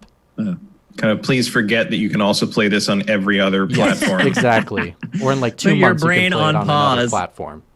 Next one, Commander Fett 03. What do you think Microsoft would need to do to fix Halo Infinite before launch? Before launch? Well, now you're talking about time travel. There's an important word there. Need and can. Yeah, I mean, I think you can fix a lot of the flat lighting problems. I think that's a fairly simple fix. Maybe they've already done it if that build is as old as some of the rumors were saying. But like really, they need to have the next gen lighting and the ray tracing, and it needs to be showcasing the new hardware day one out of the gate. And I don't know what's holding that up or why it can't happen that way, or if they're prioritizing other things because they figure the user base on Xbox One X is bigger. So why put all that effort and possibly shortchange the current gen, which is a larger user base, versus the other? It's hard to believe that like they couldn't get at least rudimentary ray tracing in place for a launch, because I feel like that's your only game that's really going to be showcasing that stuff. It's the thing most eyes are going to be on. It's the thing that's going to be in all the commercials, and it's going to be the thing that people judge the system by. Like if you really have something that powerful as the Xbox Series X is, and we know it is from the specs, yep, you need to put something on that thing that, by comparison to the other stuff coming out on current gen stuff, is like clearly something you couldn't play on your current system. And looking at that demo that they ran, there is nothing on that would make me think that wasn't an Xbox Series X, Xbox One X, outside of a couple of size distance draw things. But like they're still popping. It doesn't scream next gen to me in the same way that like that's that stupid hack and slash game on PS5 that was the first thing we. No, what? Godfall. Yeah, in the same way, Godfall doesn't make me think like, oh, that's clearly a brand new game system. Like Halo has that same thing going on, where I'm like, you don't make me think you're next gen by just glancing at it. Certainly not. Those screenshots are just like, what are you doing releasing those? Glottis21, thank you for Twitch Prime. Gurzilla, thank you for Twitch Prime. Evilani5, thank you for the bits. Croak, thank you for the bits. You guys rock. We're going to answer one last question, and it's a follow-up to the last one. Should they delay Halo Infinite? No, because they don't have anything else. Yeah, what are you gonna put out? I mean, unless you want to push the whole system back. That's from Kelvis. I mean, if you're gonna push, should Halo they? Back, Probably that game does need more time, but like, no, they can't. Yeah, his exact question is: do you think Halo Infinite should be delayed? I think it should be in terms of a game, but I don't think they can in terms of a console launch. They can't. Should it? I would personally say like delayed until you get ray tracing, but that's not going to happen. Yep. So Microsoft's especially lay it in the bed it's made at this point. Especially after the debacle of Master Chief Collection, where it took them 4 years to even get that functioning properly. Yeah. Like it's starting to hit this point. It's like, why can't Halo launch right? Like, what is that? That's so weird. Yep. I like Croak and Sound Wizard going back and forth with the subs. Croak just gave up a bunch of tier 1 subs to everybody. We're on, level 4 of the hype train now? Just in time for the show to end. And it is ending. That's it for GameFace episode 222. Big episode, long episode, but pretty good. I had a lot of fun talking to you guys about stuff today. If you guys want to follow us on Twitter, and you should, because especially if you're not a patron or a subscriber on YouTube, which you can now be, by the way, and get all our content early.